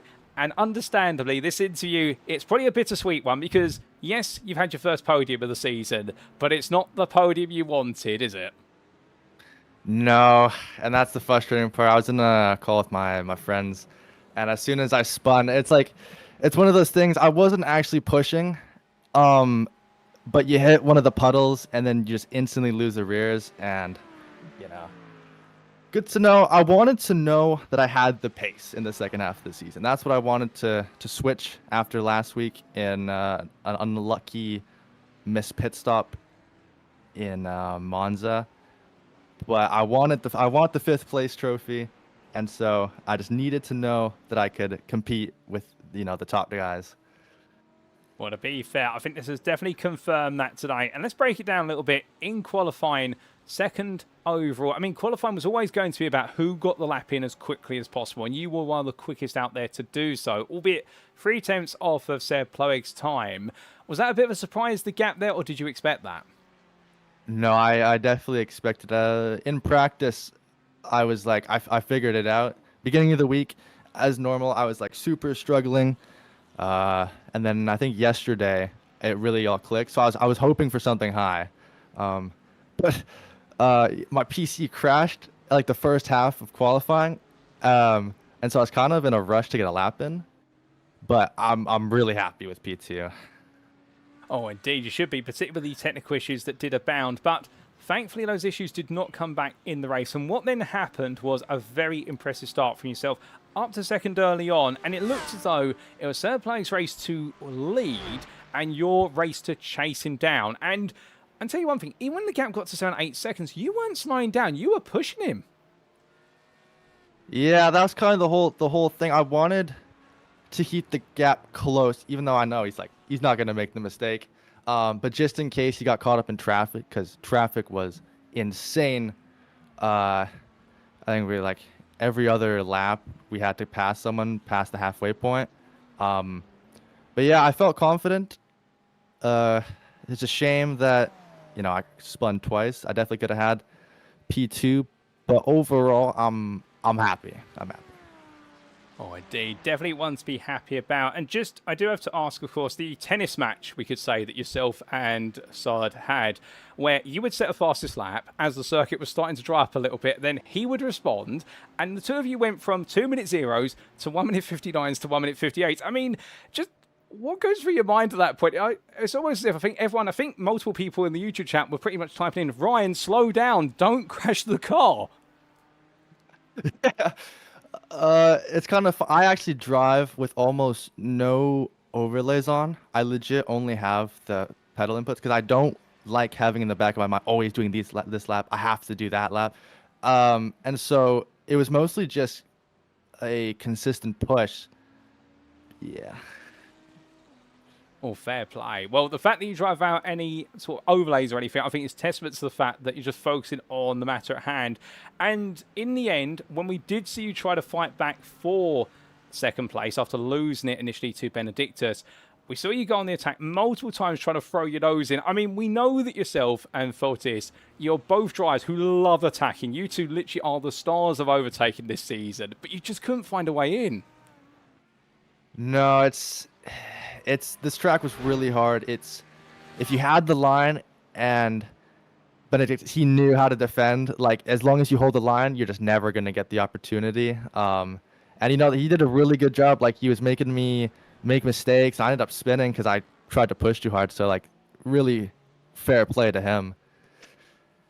Oh, indeed. Well, in the end, it didn't quite work out for you, but a third place, a first podium, and, like you say, proving you can mix it up with the very best out there. So, we make our way to Australia next week. Can we expect you to be back there on the podium again? Yeah, that's definitely the plan. Gonna put in a bunch of hours, making sure that I'm still up there, and hopefully I can get into the top 5 again in the standings. And yeah. Oh, fantastic. We massively look forward to that. Ryan, we want to see you up there giving it your all. Like Fotis is doing in Pro, we need to see the split track esports cars mixing it up. Just before I do let you go, however, is there anyone you'd like to give a mention or a shout out to? Definitely shout out to Fotis. He's honestly one of the best teammates I could have ever asked for. He's constantly pushing me to be the best. He's actually helped me this week with, getting the lines right. And shout out to Jordan and to Matt. They were chilling with me in the call I was racing, giving me some motivation, really making sure my mental didn't go down after those couple of spins. So, yeah. Oh, fantastic. Well, Ryan, to be fair, you're surrounded by a brilliant team and brilliant friends. That's so good to hear and so important as well at this critical phase of the championship. Congratulations once again on a maiden podium. It was third, not quite second, but you've proven the point, and we look forward to seeing you go even further in Australia. We'll catch you then, but until then, have a great rest of your day. Thank you. So here and there, ladies and gentlemen, from a very happy name, Ryan Nickerson, and I do love that. It really was such a heartwarming ending there to the interview. You can hear it in his voice that he's got that confidence now. He's just needed this one result to show that he can do it. And to be fair to him, as Tseard Ploeg was saying, putting him under pressure constantly over the race distance, Ryan Nickerson was as quick as our fastest man today when the circuit was getting drier. And it just goes to show, in that Ferrari, the split-track esports driver really has got the speed out there, but he's just not had the chance to show it until today. And in treacherous conditions, unfortunately, they did come back to bite him on the backside. But a third place when he could have had second, but he's made that podium happen. He's broken the duck, and now he knows he can be in the top 5. He's chasing that top 5 this season. He wants that trophy in the elite class. He's going to go for it. And in Australia, I suspect we're going to see him going all in for a top 5 finish, if not another podium. And well, I'll tell you one thing, ladies and gentlemen, it will be fireworks to see it. And that's what we're looking forward to from Ryan Nickerson. Now with that, we do bring our interviews to a close. It has been a bumper edition. We won't always do this every week, ladies and gentlemen, but given the conditions today and so many volunteers, we thought we would. So let's give you a recap of who we've interviewed tonight. We've had 6 interviews this evening. We started off firstly in the pro class with both Menno Blom, your class winner for SimRacing Team Lowlands, and then your 3rd place finisher of Cy Anthony. We then made our way to the elite class for 2 of our drivers, starting with Benedictus Sinkevicius, the runner-up, and the 2nd member of the 1-2 from Vulkan Motorsports with Tseard Ploeg, your overall and class winner there as your 4th interview. And then we made our way back to the pro class, but we spoke to a driver who in the end finished in 11th, salvaging some good points today in the form of James Howarth for Dexterous Motorsports MX, and we've just had our final interview with Ryan Nixon for Split Track Esports in the elite class, our 3rd place finisher there. A huge thank you to all 6 of them for their interviews tonight and for their patience awaiting, and also well done to all for their great performances, and we look forward to plenty more as the season carries on. But with that, ladies and gentlemen, sadly it does mean it's now time for us to wrap up. Thank you very much for watching, and if you have enjoyed today's show, and perhaps you're sat there right now wanting to know more about how you can be on the grid at SimRacing International, or what series we do currently have ongoing, well, for all that and more, definitely head to our official Discord, the beating heart of the community. You won't find a better source to get engaged with the community and understand what's going on and get to talk to the drivers and the admins and staff members. And if you do join today, you could join us on the grid for our Thursday GT3 Championship, which is currently at Season 11, and you'll be tuning into that today. Alternatively, on Sundays, you could catch the UK Sim Racing Community GT3 Championship in its 17th season. But if you're not a GT3 person, perhaps you're more of a GTE person. Well, we've got our maiden season of the GTE Championship still ongoing on Friday evenings, and I can promise you one thing, ladies and gentlemen, if you haven't seen GTE's race, check that one out, because you'll be absolutely surprised what the old machines of 2023 can still do. And then lastly, of course, we do have our free-to-join, more casual series, for the beginner particularly, otherwise our Practice League, which runs on Tuesdays, Wednesdays and Saturdays. So there's never been a better time to be on the grid at SimRacing International, and we'd love to have you a part of it, whether you're a rookie all the way through to an esports professional. We'd also like to take this moment to say a big thank you to our series and league sponsors, who do include CarMate, More Than Technology, and the GP2 Group. And as always, we must give a shout out to Motorsport UK's esports division for recognising us here at SimRacing International as a recommended community. We're very grateful for that recognition, and long may it continue throughout 2026. But with that, ladies and gentlemen, well, we pack up our bags in the US of A. We've been to Virginia. It's been a rainy day, and next time out, we make our way to the Southern Hemisphere, to Australia, for none other than the game of who can be the king of the hill, because we'll be making our way all the way to what will be Mount Panorama Motor Racing Circuit, more commonly referred to as Bathurst, and we very much look forward to seeing how our drivers all get on in 2 30-minute sprint races, where it is going to be the game of who can take the crown at the very top and who may flounder at the bottom. And in the elite class today, we have seen Tseard Ploeg once again dominate in the wet and leading home a 1-2 ahead of his teammate Benedictus Sinkevicius, but given the fact he'll be missing next round, there's going to be a gap at the top, and somebody needs to fill it. Meanwhile, in the pro class, well, Menno Blom has landed his first win of the season. It's been completely turned upside down on the very top step of the podium, but Mikey Story is the constant in the theme of the podium finishes, and with a 2nd place finish, he'll move into 2nd, and is he now going to start closing down Reece Saunders, who only managed 9th? Well, we'll find out then next time out on Thursday, the 19th of February 2026, as we continue the story of Split A. But until then, ladies and gentlemen, you've been tuning in to the SimRacing International Thursday GT3 Championship Season 11, and I've been your host and commentator, Paul Walsh. You've been tuning to a Paul Walsh production, and until next time, remember to stay safe, stay well, stay smiling, and most importantly, as always, ladies and gentlemen, remember to stay on track. Good night.